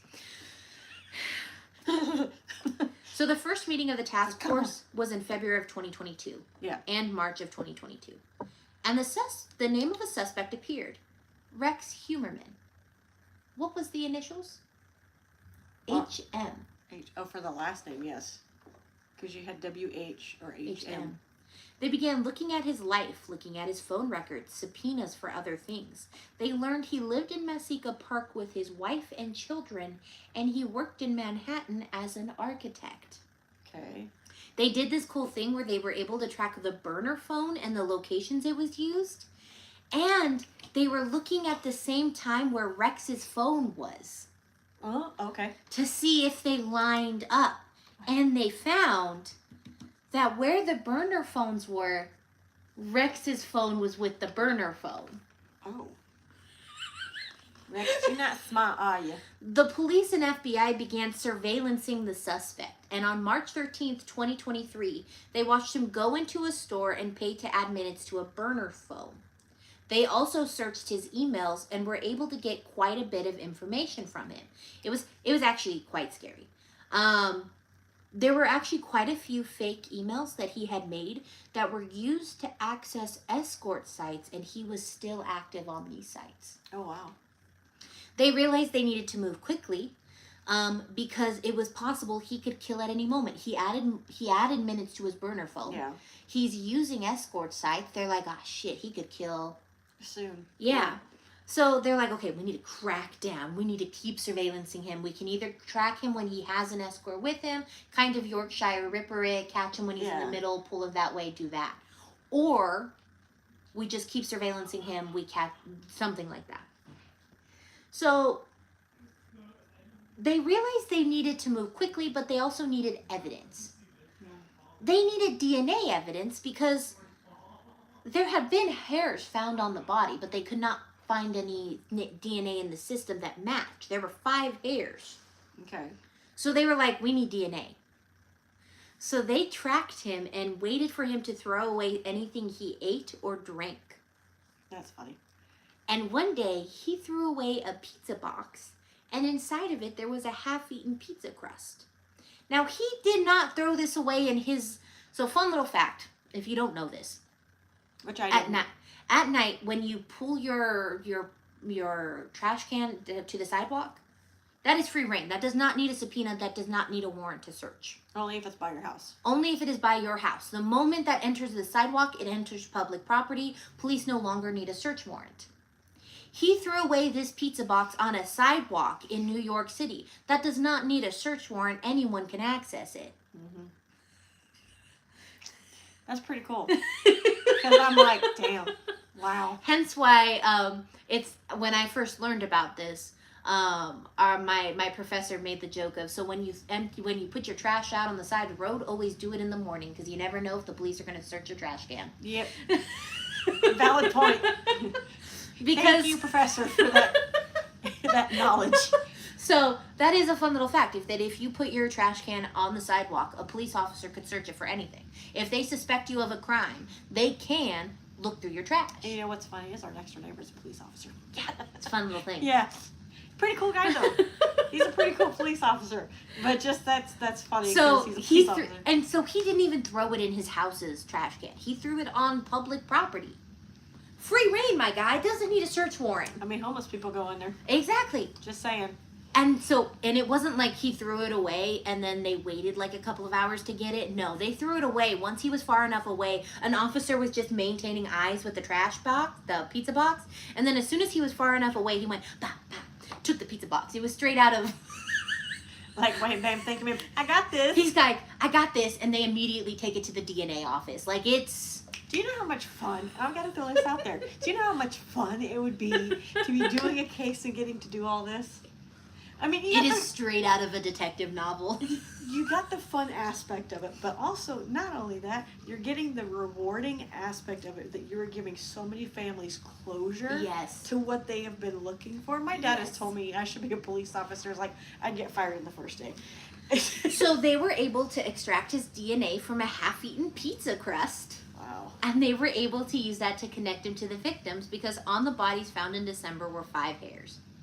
After 13 years since the beginning of this investigation and 10 months of following him, they finally got DNA. Nice. And the results came back as a 99.6% of the North America population could be excluded, but not Rex Humerman. Rex, come on. They realized they could arrest him Idiot. quickly, and on July 13th, 2023, he was walking from his architecture firm, and police were following him. When they wanted to surprise him. And so he's walking back, and there's actually a surveillance camera of him getting caught, and he's walking by this thing, and all of a sudden police come from all angles. Surround him. Now Ray Tierney, the new DA, said he did not, Rex Humerman did not seem surprised. That's no fun.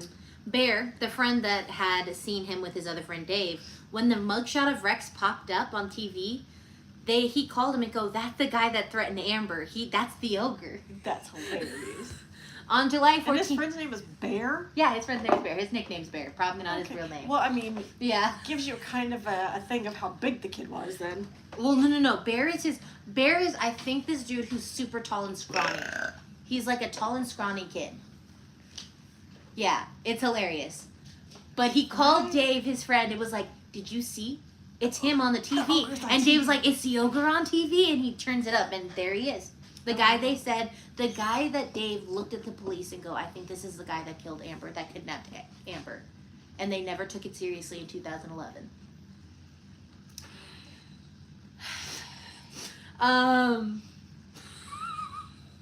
Sorry, I think you were right there, Angel. On July 14th, 2023, a press conference was held to announce the indictment on the murders of Melissa Bartholomew, Megan Waterman, and Amber Costello.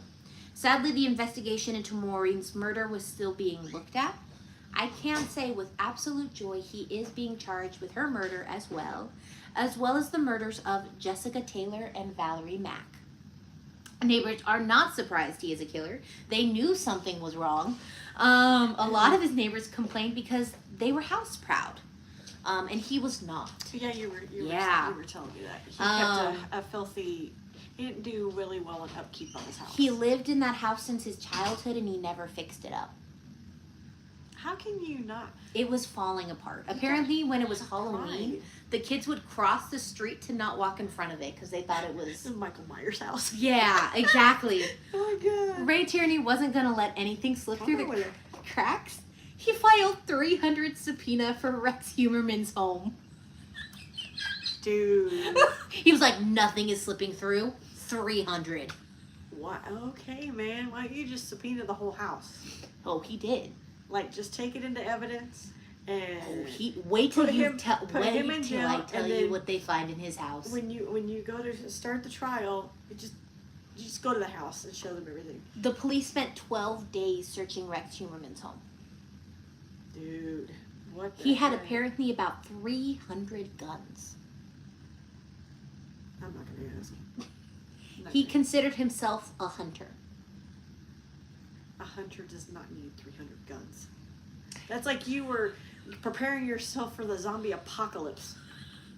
They got laptops Dude. and tablets, and even though they had been wiped, the police were still able to pull up some evidence from them. No shit, because you know what? They got smart people that know how to dig that crap up. There was a bunch of searches. Has the Gilgo murderer been caught? Who is the Gilgo murderer? Gilgo News. He looked up victims' families, and thousands of searches related to sex workers, sadistic, torture-related porn, and CP. One of them being Asian twink tied up. Again, there was a male Asian victim. Right. And I keep bringing this up because no one is tying the male victim to here. And I am trying to let you guys know. Pretty sure he killed him, but the police are like, But he admitted to that one person. Yeah. And I keep, so the police then began looking at his family. They don't believe his wife and 2 children knew that he was a killer. And they did find... So he did a double, so it's almost like having a double life. Yeah, it was kind of how he did with the shoe fetish killer. Except his was actually kind of smart. They did find how he was able to take them to his place. He killed when his family was going on vacation. He would send them ahead on the vacation, say he had to do a couple things for work, and then follow them to the site. To make it look like he had an alibi. Not even to have an alibi. Okay. Just so he could have that time for himself. So like, if like they went to Disney, let's say they went to Disney, yeah. He would send them for 2 days to California, stay in the house for 2 days, say he had to work a couple days, and then he would go to Disney with them, and then they would come back together. So he would have that time to himself to kill. Wow. Yeah.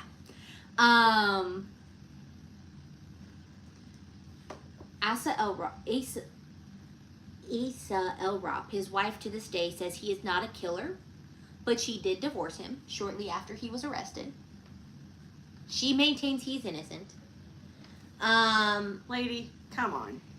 She is actually in the middle of making a documentary about how she cannot believe he's a killer. Yeah. You're delusional and What are those people called that can't believe that somebody would do something like that? What do they call that? They refuse to deny reality. They Besides believe in a that. fantasy world. Besides that. They're What is it? have fantastical thinking. They're There's a word for it, but I can't think of what it is. stupid. Well, stupid is the biggest word. Delusional is delusional. another one. Delusional is another They live one. in a fantasy. I think she's living in a fantasy land. But I know that there's a dang word. But she did recently say she will let the courts decide.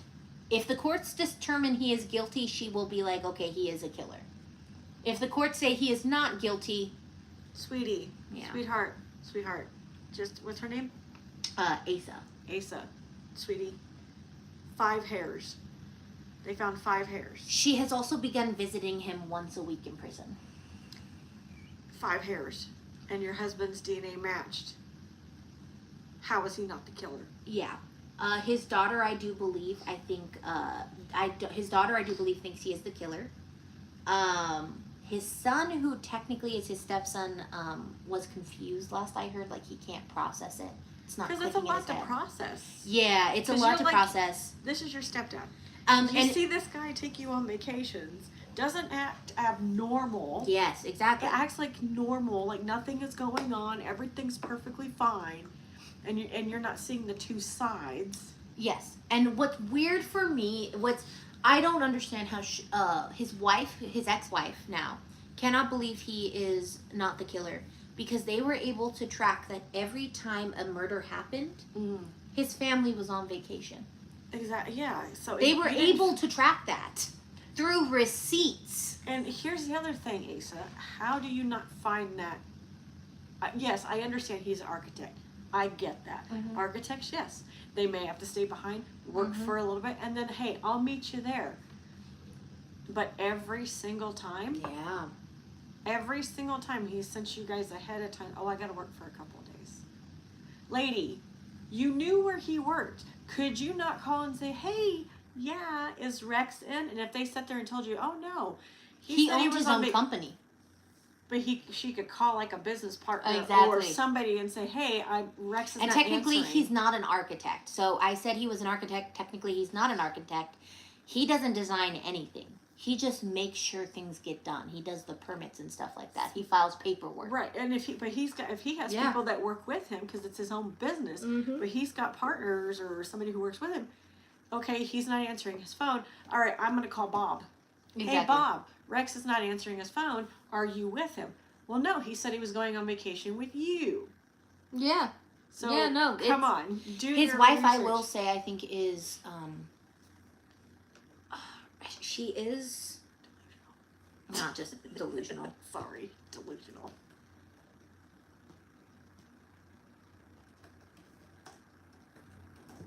She is a Asa El Rap. Files for divorce after 27 years. Filed for an uncontested. She, I do believe, is from another country, and so is her son. I think she's from Iceland. I don't believe my husband did this. You're a delusional lady. I met Rex when I was 18 years old. He was at college. I was working at 7-Eleven. I was madly in love with the man. But when I first met but then I met my first husband, got married.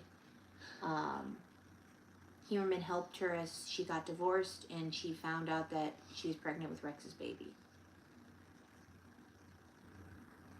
There's a picture of me, and I'm looking up going, I finally got it, he's mine. You can have it. I think Rex saw her as a weak, emotionally person that fit the profile he needed to continue his course of conduct. How does that make you feel? His fitness for 4 months after he was charged. Attended a court appearance, her first since his arrest and arraignment. I really liked seeing him. You really liked looking at the person that killed all these people? Mm-hmm. I'm trying to see where she's from. So if you go... Iceland. She's from Iceland. Yeah. Lady.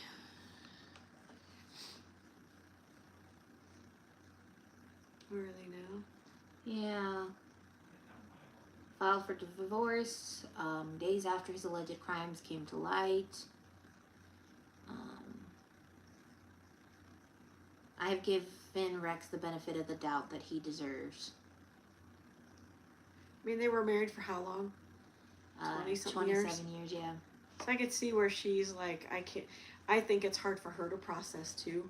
Just like the stepson, it's very hard for him to process that he would do something like this. And I think for her, the same thing. So I'll give her a benefit of the doubt. I think his daughter is the same way as his mom, her mom, where she goes back and forth between guilt. The brother, there's not much on from the son, the stepson. There's not much on him from him. It's more or less, and I get I guess giving the wife a little bit of the benefit of the doubt is, she's trying to process it. Yeah. She's trying to do the same thing as the kids. Yeah. Like going back and forth. But lady. But if you had to have seen some red flags. Thank you. You had to have seen something. There had to have been something that led. There had to have been some sort of He had red to have flag. slipped up somewhere. Yeah. Somewhere he had to have slipped up. I mean, even with and was able to catch it before she did, probably. The shoe fetish slayer. Remember, there was always slip-ups. He made a bunch of slip-ups. Yeah, he did. But he always got it before it got to her. Yeah. So I don't know. Now, remember that gentleman I briefly mentioned that was being charged with 2 murders? Yeah. And that third murder they were going to charge him with? Yeah. Turns out, they did find a hair on Sandro Castillo, but it didn't match him. It matched Rex Humerman. Oopsie. Rex Humerman has been killing since the 90s. So, Asa, hairs. Mm-hmm. Your husband's hair is on these women. Yeah. And they matched his DNA from a slice of pizza. Can I slap you? Can I just slap you? And not in a disrespectful way. It's to slap you to wake you up. It's like, come on. Yeah. You need to wake up. Have some sympathy for the families that lost these poor women that your husband killed. So, they didn't just lose somebody. Yeah, you're going to be losing somebody because his butt going to be something in jail. But his butt is going to be in jail. You'll be able to see him. Their families will never be able to see their family member again. So it's like, come on. And now I understand her leaving it up to the judge. Mm-hmm. And then she'll believe it if he did it. Sweetie, there is so much evidence. Yeah. What do I always say? I'll believe it when I see it, right? So I am one of those people. I will believe it when I see it. But right now, I'm it leans in a heavy, heavy guilt. I'm hearing it. In fact, they were able to track his phone, be at the same time, same place. Thank and we're you. actually going to talk about that because that's some of what they're trying to get thrown out. Yeah, I'm hearing it. Yeah. There's so much evidence stacked against this man. So You're blind. Ooh, that's what it is. Blinders. She's so blinded Mm-hmm. that she can't believe that someone that she has been with for so long, over the 27 years, she's so blinded by the love she has for him. I can't believe he would actually do this. Yeah. That's what it was. Rex Humerman is being charged with 7 murders. And a judge in 2025 said that they will be held at the same time. They are not going to be separate crimes. Good. His lawyer tried to get them separated because he was like, they'll try for this one, this one, this one. So he would get like 7 different trials. No, he wouldn't. And the judge said, nah, all together, same time. Meaning all of the evidence, so let's say hairs are found on this body but not this body. If they had tried it separately, the hairs that were found on this body cannot be used to help identify this body. Smart. So the judge is like, nope, judge. they're together. So now they can be used for each other. Any evidence found on one body can be used for any I other. like this judge. We Yeah. should send them a basket. Yeah. The discovery process will begin in January 2026. And that is what I wanted to talk to you guys about. So he is going to be standing official trial after Labor Day. And the judge is hell-bent on that. He goes, there will not be any more go with the flow, taking our time with this. Labor Day, after that, trial begins. Doesn't matter, whatever you bring up, It's going. we're doing this trial. It's been 3 years Yeah. since he was arrested. And the trial date comes as he is requested to suppress certain evidence and dismiss a charge. Guess which charge he wants to dismiss? What's that? Which one? Sandra Costello's charge. The murder of Sandra Costello, the one they found a hair and we're going to charge another person for it. No. But they never charged because the hair didn't match him. No, dude, you gotta eat that up. Yeah. You gotta eat that up. So, they said that the DNA evidence that was obtained was through an unreasonable search of a Manhattan garbage can. Oh, dude. It's not unreasonable.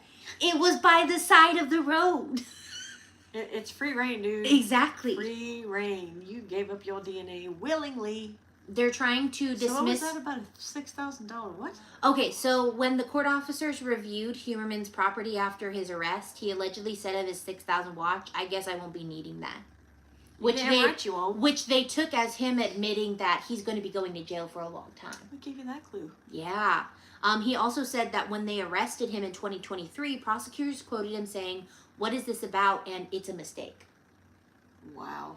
And then asking the officers and agents, the defense said, he then started asking, "What did I do?" So there's a little video as she's talking about this. Yeah. I'm watching it. They have canine. This was when they first started doing the search. Like there's actual video of them going down and looking for These are the people. victims that he's being tried for. Oh, pretty ladies. This is the new defense attorney. He is pretty... He very much wants the victims to He's be. all like, no. Yeah. You going to jail. So the defense is also seeking to suppress evidence seized from his home. His office, his cars, and a rented storage unit, along with DNA evidence.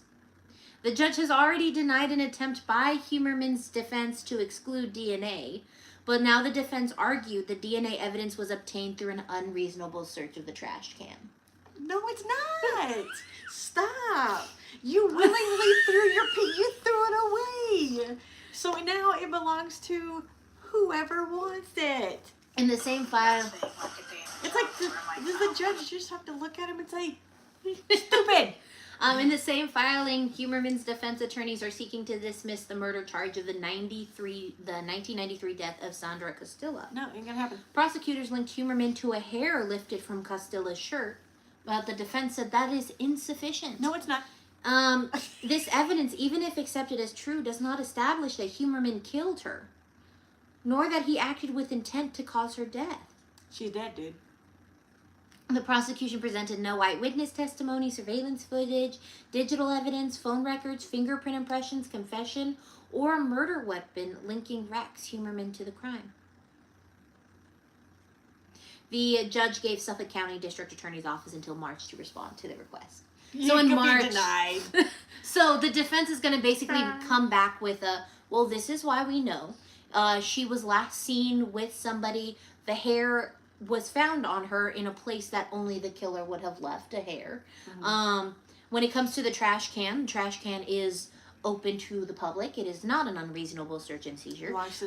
They basically have to come up with a debate against what the defense is giving. For the judge to sit there and say, okay, you're... And the judge then has to go, okay, we're ruling in this favor, we're ruling in this favor, we're ruling in this favor. Kind of gives his ruling from there. They have to come back with a debate. I'd be like, okay, dude, that ain't happening. So stop trying to ask to get this crap. Yeah, the Suffolk County Supreme Court Judge, Timothy Massey, explicitly told both sides on Tuesday. He told him on January 13th, come hell or high water, he's aiming for right after Labor Day. And he's saying coming hell or high water, that trial is happening. So after no matter Labor Day. what, you're going to get a trial. Because it would be more than 3 years, So let's see. So this is Humerman. So Michael J. Brown is his attorney. Yes. The bald guy. Okay.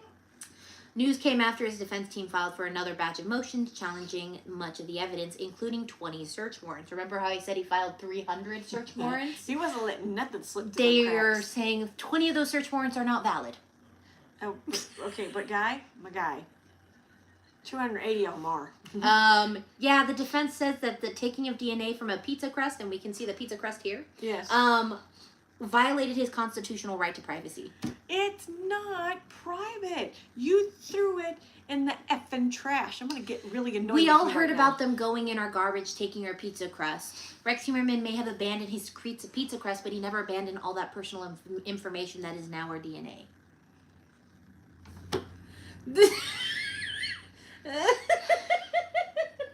Can I punch you in your face? You are just downright. What is wrong with you? Either you know your client is guilty, because I know it's your job to prove his innocence. Mhm. You're dumb. You obviously know that your client is guilty if you're trying to get rid of a lot of evidence. They're saying that they still believe that Mr. Biltroff is responsible for the death of Sandra Castillas. But the thing is, Biltroff admitted to the other two. He refused to admit to Sandra's. And the weird thing is, there are some killers who they will gladly take accountability for crimes they didn't commit because it makes them feel high and mighty. Which was some of our cases, Yes. past cases that we've done. But then there are other killers who are like, that's not I didn't me. do that. I did this and this. I can tell you honestly, but these two, not me. This is my MO, not this. Yeah. They are also challenging a text sent to former roommate of a victim, Amber Castillo, on the day Humerman was arrested. So the defense is challenging a text message sent to one of Dave's and Bear's, right? Is this the guy you saw years ago? They picked him up this morning as the Gilgo killer. The question reads, and yes, 1,000% the response reads. And you want to So they tried to get that thrown out. No, it's a witness. That's a freaking, oh my God. The defense is also asking the judge to throw out statements Humerman allegedly made to the police after his arrest. No. Humerman remains in protective solitary confinement for 23 hours per day. Rightfully so. He is allowed visits with family members and access to the law library. Suffolk County District Ray Thierry said they would not say whether a plea deal is on the table. We are not going to do anything except prepare for trial. So apparently he was pleading not guilty. Like, so they don't have a he's plea not, for him. He's pleading not guilty, and they're saying if you plead guilty to this, we'll give you like a lesser sentence or something. They're saying we're just going to prepare for trial. Good idea. Humerman's family did not appear on court on Tuesday. I did not realize that. On the day that he went into trial and they were like trying to throw stuff out, his family never came. Oh, wow. Yeah, because it even says, but through their attorney, they said they are looking forward to the case getting resolved one way or another. Ma'am, your husband ain't coming home. I'm sorry. There's so much stacked against him. I will be shocked. Yeah. I will be shocked if the judge says, okay, throw this out, throw this out, throw this out. From what it sounds like to me, that judge is going to say no. And I could be wrong. Because I'm thinking constitutionally, they have no standing. No longer available. I'm trying to see. So he's being charged for currently those 7 murders, right? Well, remember, the heads and torsos were found separated, right? In Mannersville in the 2000s. I'm trying to find Mannersville. There was, I think, about 10 or 12 victims of just their torsos found. There was a couple of victims of just their torsos found, and so many of them believe that they may have been because of the heads and hands, and he's being charged with those 2. The others were also him. Oh, so they're going to add him to the torsos being... Okay. So there's questions about him being added to that. The investigation of they need to identify the Asian victim, the male victim. Yeah. That was dressed in drag, and they need to identify the toddler so they can find more information. He's going to be sitting in jail for a while then. He's getting life in prison if he gets found guilty. Yeah. I mean, if he's already confessed to the 2 women, he's already guilty right there because he confessed to that. Biltroff is the one that confessed to 2 women. That's what I'm saying, Biltroff. Yeah. Rex Humerman they believe he might be the one who also did the Mannersville killings. Yeah. And he did these because Mannersville is also by a highway. Right. So it would make sense with his MO, dump him by a highway. Because nobody goes there. Yeah. Shannon, So Now, are they saying, is her mom showing up to court? Is her mom or the other families that have the other lost families people? are showing up to court. They are still getting together. Mari sadly passed away. Aw. She passed away before Rex Humerman was arrested. She died of cancer. Oh. I think she. When did? Well, I would say at least she's now with her daughter. She's with her daughter. She is referred to as an American activist. Good for you. Oh, July 23rd, 2016. 26. When was her daughter found? Her daughter suffered from schizophrenia. Yeah. Voices in her head telling her to carry out the crime. Whoa. No. Was this? Is this Sarah? Sarah was an American activist and murder victim advocate. Was evicted for her daughter Shannon, a 24-year-old woman in New Jersey who disappeared in 2010. The investigation of Shannon's disappearance led to the discovery of the 10 homicide victims along Ocean Park. They believe Shannon died of an accidental drowning that was unrelated, but Gilbert challenged the findings and fought to have the case reopened as a murder investigation. Said it was unconclusive for. Let me make sure that's true. How did Mari Gilbert die? Yeah, Mari was murdered by her own daughter Sarah on July 23rd, 2016. Sarah stabbed her mother to death and was charged with second-degree murder and fourth-degree possession of a weapon. Stabbing her 227 times? Oh, that's why I was reading that, because it said her daughter had she suffered from schizophrenia. And bludgeoned her mother with a fire extinguisher? Hinchpoke, you make hope. And another one of Mari's daughters, Sherry, addressed Sarah's mental illness struggles in a Facebook post after her mother. So, not only did Shannon get murdered, Mari, her mom got murdered. Her mom got murdered by her sister, Sarah. When did they find Shannon dead? What the fart, man?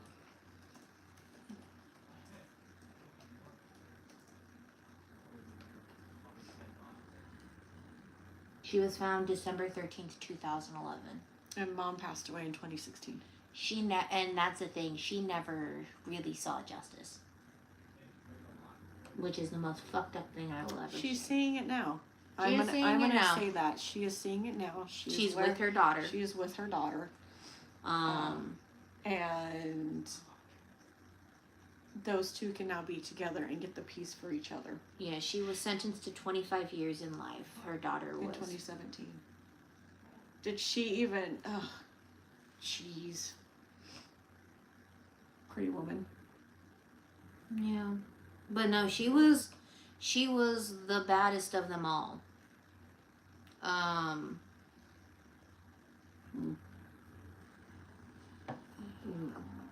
She fought for her daughter so hard. Police on Long Island believe they have found the remains of Shannon.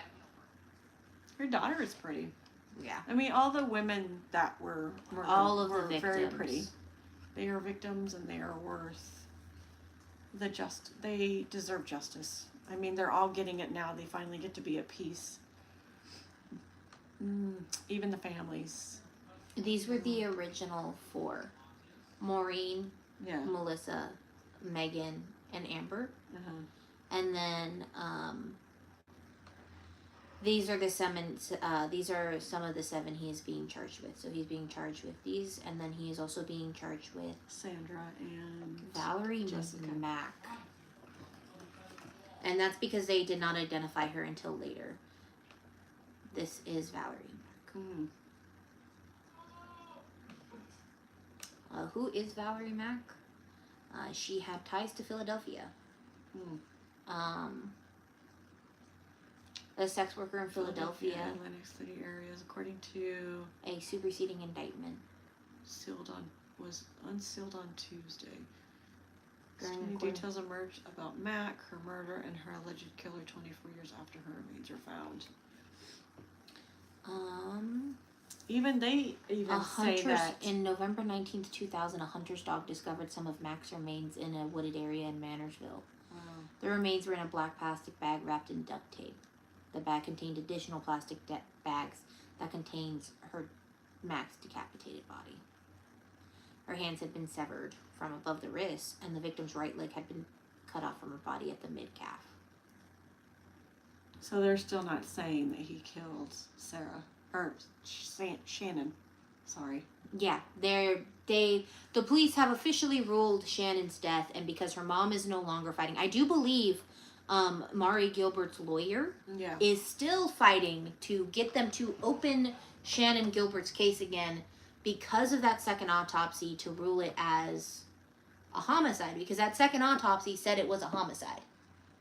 So they can get the first one thrown out. So yes, they're trying to get that case reopened because they just said Shannon Gilbert was an accidental death. She accidentally drowned. Which is not the case, and that's not true. Yeah. It was a Everyone homicide. who listens to the case does not believe that Shannon Gilbert drowned in the marsh. There are theories that she was attacked, she was assaulted, she got away, and that's why she was naked and running in the marsh. Yeah. And people suspect that the reason she started running where she was because from where her body was found, you could see the lights of the highway, the cars. Yeah. So she was headed to the highway. To try and get help. Yeah. So they have, her death is still ruled accidental. She is not a part of the 7 that are being charged for her She murder. should be. But her mom, like I said, if it was not for Mari Gilbert, I don't think she would have been able to find. none of these victims would be Yep. found. They wouldn't get the justice that they deserve. Rex and Humerman, the family wouldn't get the peace. yeah, He would still probably be doing it. Rex Humerman would still be killing. I mean, he still had escort sites. Who's to say he wasn't killing and he had a secondary dumping ground? Oh, give them that idea. They'll probably go look. They'll probably go look that up just to see if you're. I mean, Who's to say he didn't have a second dumping ground? I mean, if they have He's a ton been of. killing since the 1993. If he's got, if they found a lot of evidence in their house, in his house, give them time. Because we don't know exactly what has been found in the home. Yeah. We will not know what exactly is found in the Until- home until the actual trial after Labor Day. So, for those of you who are wondering, we are going to do a tea time. And after this case is over and done with, if they find him guilty, not guilty, I will talk about the different evidence that is found. I will pull up the whole entire legal jargon and all that fun jazz. Yep. And I will We'll go talk over about the it. case. We'll go We'll talk over it. about what happened in that in this trial, because this trial is a big trial. Mm-hmm. It's bigger than a celebrity trial. Let's put it that way. Yeah, because this is a serial. Because we don't commonly see we see serial killers, but not like this. Excuse me. Well, a lot of serial killers, I hate to say, like nowadays, are more like spree killers. Yeah. Because I don't know if I've ever told you, there's 3 different types of serial killers. You probably haven't. I forgot. Mass murders, Uh-huh. which is you mass kill people, more than 3 people at a time. Mm-hmm. That's a mass murder. Technically counts as a serial killer because you killed more than 3 people. Right. It's a subsection. There's serial killer, and then there's like 3 subsections. The second subsection is spree killers. So you'll recognize these as they're sporadic, they kill real quickly, they're there's usually mental illness involved with the spree killings. It's one of them, there's a good example, is in California. He would kill people because he believed the voices were telling him to kill these people because a giant earthquake was coming, and he had to kill them to satiate the earth to stop the earthquake. Oh, okay. So it's kind of, you pick up a weapon, you kill. Very much spree. Very.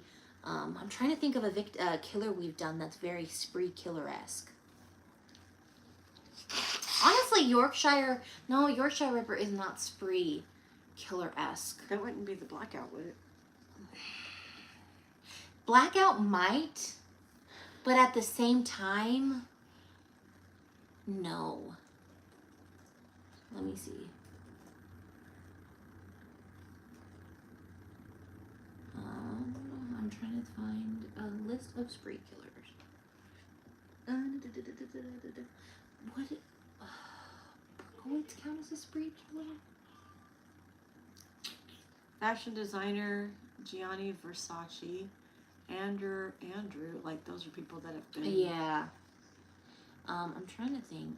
Okay, so honestly, okay, those are technically actually really. That's a good point. So, spree killers, Stu and Billy from Ghostface. From the Scream movies, Stu and Billy are spree killers. Because they're random. It's sporadic. You It's don't know spur what's of the gonna moment. happen, yeah. But Maureen and Sydney, when they're killing, they're more serial killer-esque because there's space. That's actually a good way to do it. So, and then you have serial killers. Serial killers are a lot of what we cover. Edmund Kemper, Ted Bundy, of course, this guy. They have very methodical ways of killing. Sometimes they evolve their way of killing. Let's say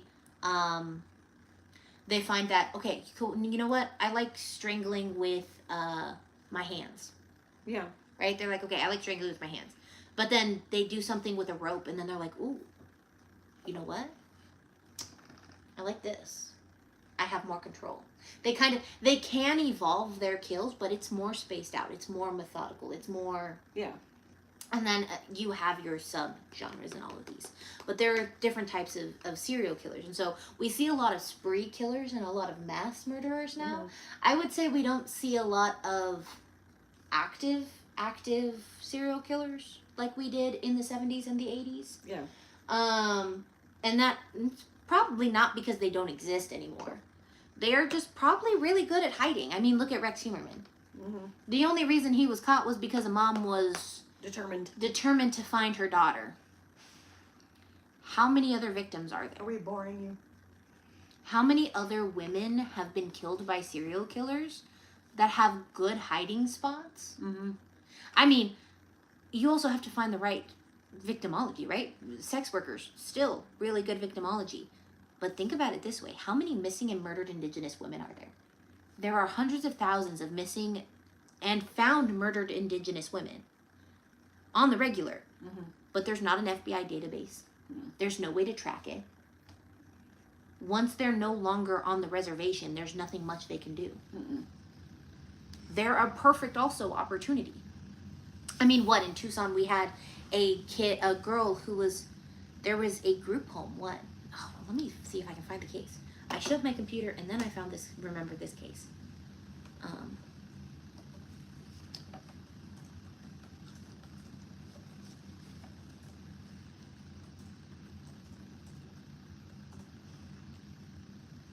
Emily Pike. Oh, I remember that name. Yes. She was a teenager who went missing from a group home. Weird thing, this group home has had numerous kids go missing. Numerous girls go missing from this group home. If I'm not mistaken, how many... 3. Oh. Sorry.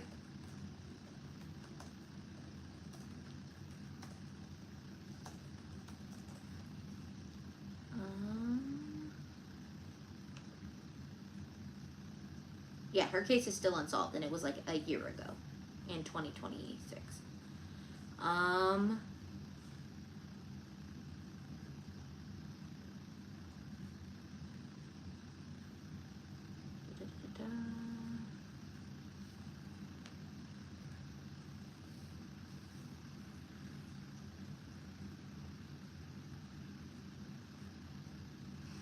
trying to find...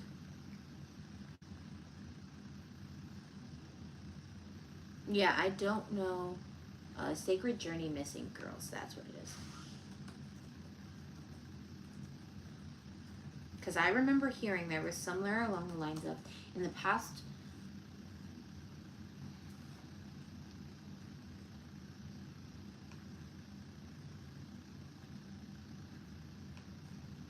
there are numerous.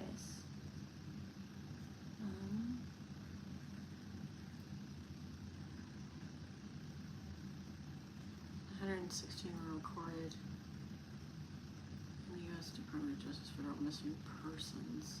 In 2016, 5,712 American and Indian and Alaska Native girls, women and girls, were reported missing by the National Crime Information Center. Wow. Out of the 5,712 cases, only 116 were recorded in the U.S. Department of Justice's federal missing persons cases. Wow. That's messed up. 5,800 Indigenous women, 74% of them children, were missing. The third leading cause of death for Indigenous women and girls is homicide. So there was this girl named Emily Pike, and I don't remember how many, but there have been quite a few missing girls from this group home. I don't know why this group home is still standing if there is a bunch of girls going missing from this group home. Issues with the group home. Yeah, exactly. But she was found cut up in a trash bag a month after she went missing. Yeah. And they haven't found her. But the thing is, there are also other bodies that are being found of missing and murdered Indigenous women in Arizona, and who's to say it's not the same killer? Yeah. But are they going to investigate it? No. Who knows? I mean, Eventually, maybe. Maybe if they can connect the dots, maybe if they can connect the crimes. But by then, how many have to be dead? Maybe if they did their job correctly. But it is really sad to see that in 2010, a woman tried to report her daughter missing, and the police went, she's a sex worker, shoved it's her okay. off. They just shoved her off. And because she did not give up, they were able to find 10 victims, find a serial killer, charge him with 7 of the 10. Way to go, Mari. Good for you for not giving up. But we're sorry that you were not able to see it. Yes. And I will also say, the victims' families, they still get together. They still meet up regularly, have dinner, talk about their loved ones. Good for them. They talk about the trial. So they kind of celebrate the lives of the ones that they lost. But at the same time, it's bringing them close together as a tight-knit little, like you said, community for what has happened to these girls. And I will say, this was a case of ups and downs. The police not wanting to do their job in the first half, and then Dormer, the OG, was like, I think this one guy killed everybody. And then the district attorney was like, nah, he's wrong. And then Dormer quit, put somebody who was completely not deserving of the position And had tons of problems. issues. He was then both of them were then arrested for civil rights violations. And then we got the first ever police commissioner of Long Island, a female police commissioner of Long Island, who used to be from the FBI. Who was putting the people first and the victims. And then she transferred, and somebody else started helping make a task force and digitalizing everything and putting everything together. It started off really bad, but in the end, the police came together and were like, you know what? We got to help these victims out, which is really nice.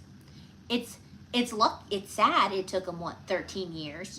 12, 13 years. It shouldn't take a precinct or anybody that long. Now, if it's a dead-end cold case, understandable.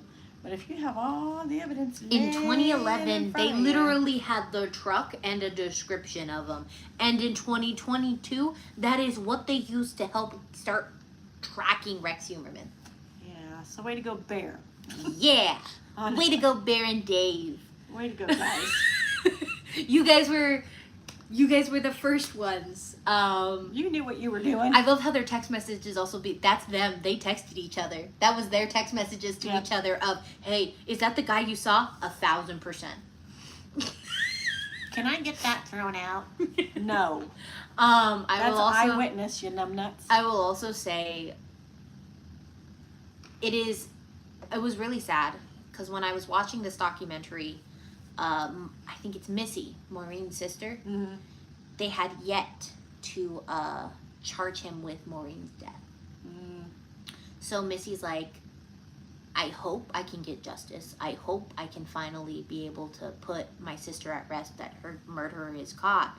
And she goes, she was hoping. And I can thankfully say he is being charged with it. Sandra Costella's murder, he is being charged with. They really need to work on identifying the male victim and the toddler victim. And they said they were going to work on figuring out who that was and if they could tie it. I mean, because even if he goes to prison, they can still tie him to those. They can still tie it to him based off of his search history. Yeah. And they can still, he would get charged for it because he'd already be in jail. The testimony from the woman who was in the car with him, and he started talking about Yeah. his pedophilic Yeah. wishes. Yeah. Fucking creep. I mean, how do you hide that from your wife? I'm sorry. I can't go back to how, because even like the shoe fetish killer, right? That one. His wife knew there was something wrong with him. This wife is just too blind to see that it's a possibility. I mean, and it's not like every day we sit there and point at people and say, oh, they could kill someone, they could kill someone. there's red flags. I mean, Yeah. the shoe fetish's killer, what? She gave birth to her second kid? Yeah. And she said the most disturbing line in the history of this show when he wanted to witness his kid's birth. Yeah. Said the most horrific line I think I have ever uttered, which is, I didn't want you to see the doctor playing with me. You were giving birth. There are these red flags. There had to have been red flags. And maybe the reason his wife and his kids didn't show up to the trial is because they sat there and they looked at the red flags. Yeah. And maybe they started seeing the red flags. But maybe they're too scared that if he gets out of jail, They'll come after him. he'll come after them. Well, And I think not only that, maybe them we'll getting- see. Maybe them getting scrutinized while they're going to the courthouse. How can you be with a murderer? How can you still visit him How once can a you week? still visit him once a week? And not just the wife, not the kids. But then if the kids are going to school or college, they're probably getting looked at as well. Yeah, exactly. Being poked at. The only good thing is the stepson does not have his last name. Thank God. Yeah, that saves him. I mean, he's still going to be tied to the guy because it is his stepdad because mom married. I also think they're still living in the house. Yeah. I don't know if they're still living in the house. None of it's evidence. I think they would put them up somewhere. Well, no, after they searched the house and took pretty much everything from the house, No, they let him back in. they let him back in. Because I do remember, if I watched the documentary and I remember correctly, she asked for his guns back. That ain't happening. She asked for all 300 guns back. No. Why the fuck do you need 300 guns? I'm sorry. It is in evidence, ma'am. You're not getting those 300 guns back. Yes, he didn't use the guns to shoot anybody. None of his victims were shot. But that's a giant red flag. But that is Why? a weird red flag. Why do you need 300 guns? You're not a fucking hunter. You are, but the different kind. A hunter, I will might never- have like a few. I get chills when I think about what he said, what Dave said when he said that when he saw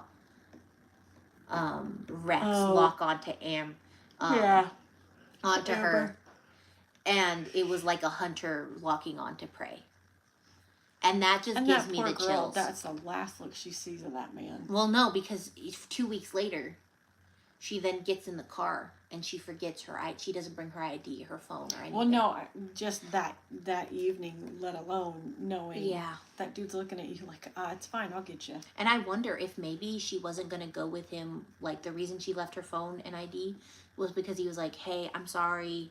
I was really drunk. Let me pay you for the trouble I caused, or something like that. So coerced her out. she went out to the truck to get that money. And then in the end, he just Took her. took her. Could have been. That's why she didn't have her phone or her ID on her. Because everyone said that was weird of her, that she would leave her phone and ID at the house. Well, they'll find out in the trial. And then the fact he called a high schooler and was tormenting a high schooler after he murdered her sister, telling her, I'm watching your sister's body rot. He is a different kind of fucking monster.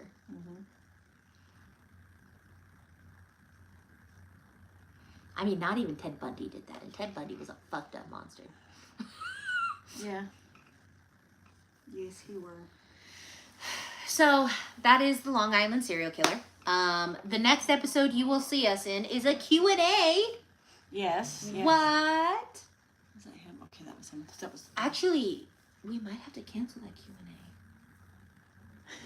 That's a great possibility. Oh, no. That Q&A might actually be... Oh, is it when That Q&A is when we might have to do it on like Sunday. We can do it on Sunday. Well, Yes. I'm not off on Sunday, but we can do it on Sunday.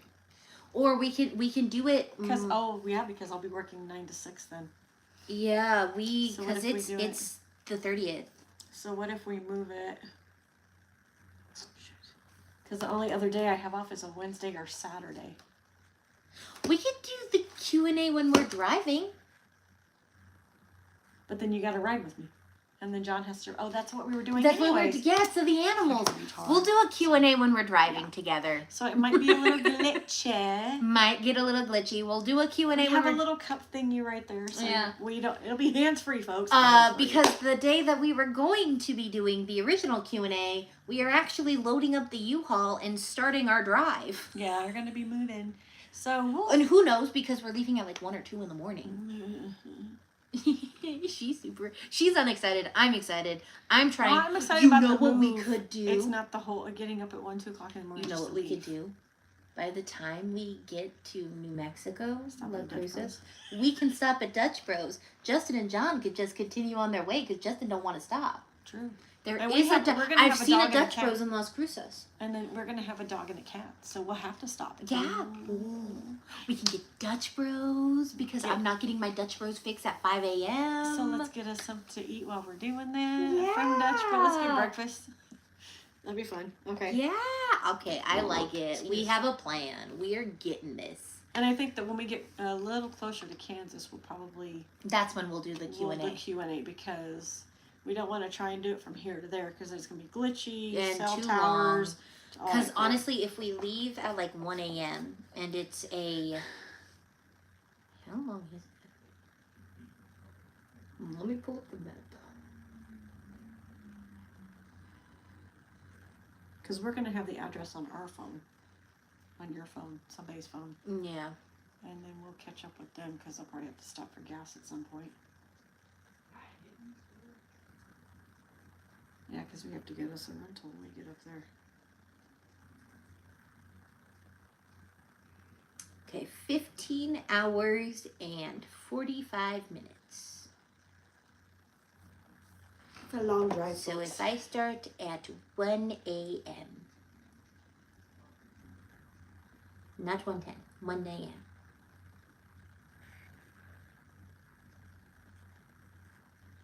We would arrive approximately 5 to 6:30. Nice. It's not bad. Why would I want to drive across the Why would I go through El Paso? Grandma would like that. Why? I'm looking at the route, and the route is like, there's one way. You can go through this, and it's fast. Or you could take a 2-hour-long detour and go up like that. We're not going through Oklahoma. And It's asking Texas. us to go through Oklahoma City. No, that's too long. It's literally having us cut through El Paso and then going through Oklahoma City. No. And then we drive up through Wichita. No. Yeah. No. No. So we would get there. Yeah, we would get there about 5:30 p.m. Mm. Minus or minus plus or minus an hour. We could potentially get the keys to the house. Oh, yeah, we just gotta let Erica know. Yeah. Well, we're not gonna text her that early in the morning.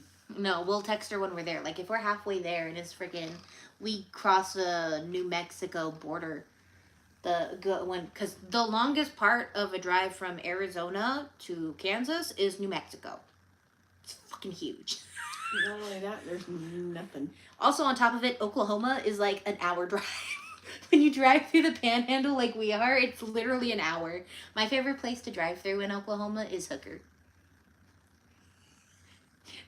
Yeah, and yes, that is the name of the town. That is They the sell commemorative t-shirts. name. It doesn't say I'm a hooker. It goes, I've driven through Hooker. Never knew they had the t-shirts. They have we were driving through it, right? And I see a shop that says, get your commemorative t-shirts from Hooker. That's funny. Um, I drove through a hooker. yeah, and then there's Texahoma. Yeah, that's Oklahoma. When you have to Texas cut through Texas. Because Texas only takes you about, I would say, an hour and a half, 2 hours to drive through if you're depends on how you're driving it. And then Panhandle, about an hour and a half. Kansas, though, takes you about 2 to 3 hours. because it's pretty big. Because Kansas is... it's long. Yeah. But if we can get through New Mexico by, I think, at least noon. Because we'd have to stop for gas. They'd have to stop for gas with the Yeah. big U-Haul. But the thing is, the U-Haul has 40 miles to the gallon. Ours has less miles to the gallon, so we would stop for gas more than them. Mm-hmm. Well, Justin is a little bit, when we go on road trips, he likes to only stay at half tank. That's what we do. That's Yeah. what we always do that. Even John and I will do that. So We'll do a even half then, he would last longer. half a tank or a quarter of a tank, and then we fill up. Mm-hmm.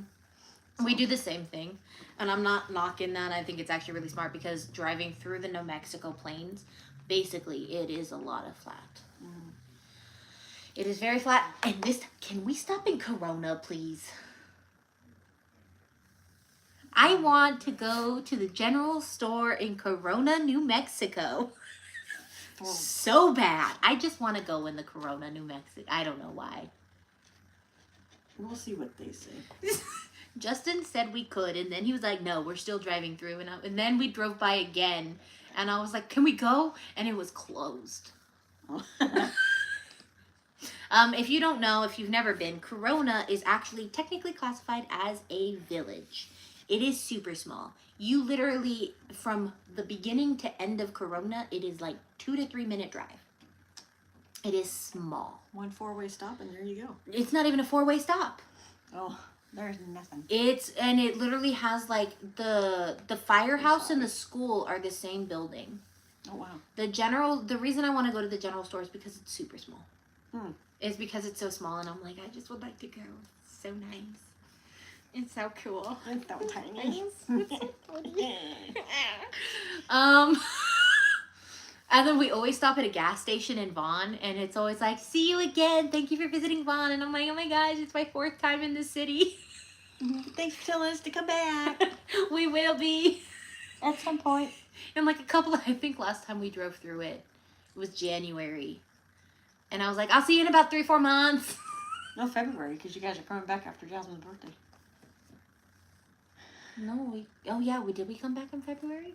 Yeah, because remember, you guys went out. Well, no, like recently it was Yes, January. Yes. January is when we went out. The most recent time. I was like, see you in a couple of months. Yeah. So. Yeah. Our next live will be actually on a Wednesday. Later in the day. You might be able to do a tour of our house. Yeah. If we have internet. True. Oh, I will have to get the internet. I will have to contact Cox. Yeah, get the internet set up. I'm going to have to call a bunch of people to get things set up. But as soon as they solidify a couple things on the house first. Yep. Got some processes and some steps to go through. Yeah. Honestly. My butt hurts. Yeah, I feel that. We've been sitting for a long time because the Jack the Ripper case took a while, and then took 2 days in a row, and then we wanted to record this last one so we could, because we bought a bunch of moving boxes. Yeah, so we gotta focus on packing. Yeah. Which my next day off is a Saturday, so I'm here by myself, so I'll be packing. Yeah, I'm working overnight, so I will be sleeping, and then I will probably wake up. I refuse. I will say this is how I start my overnight shifts, because you can ask her, I've done multiple overnight shifts, where I just stay awake because I cannot take a nap. So I just stay awake.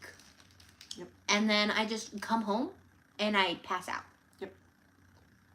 And then her body gets used to it, and then when she has to go back to days, I just stay awake. Yeah. And then I go to bed and my body resets. Yep. She's not like us other people that are normal. They actually take a nap before going in.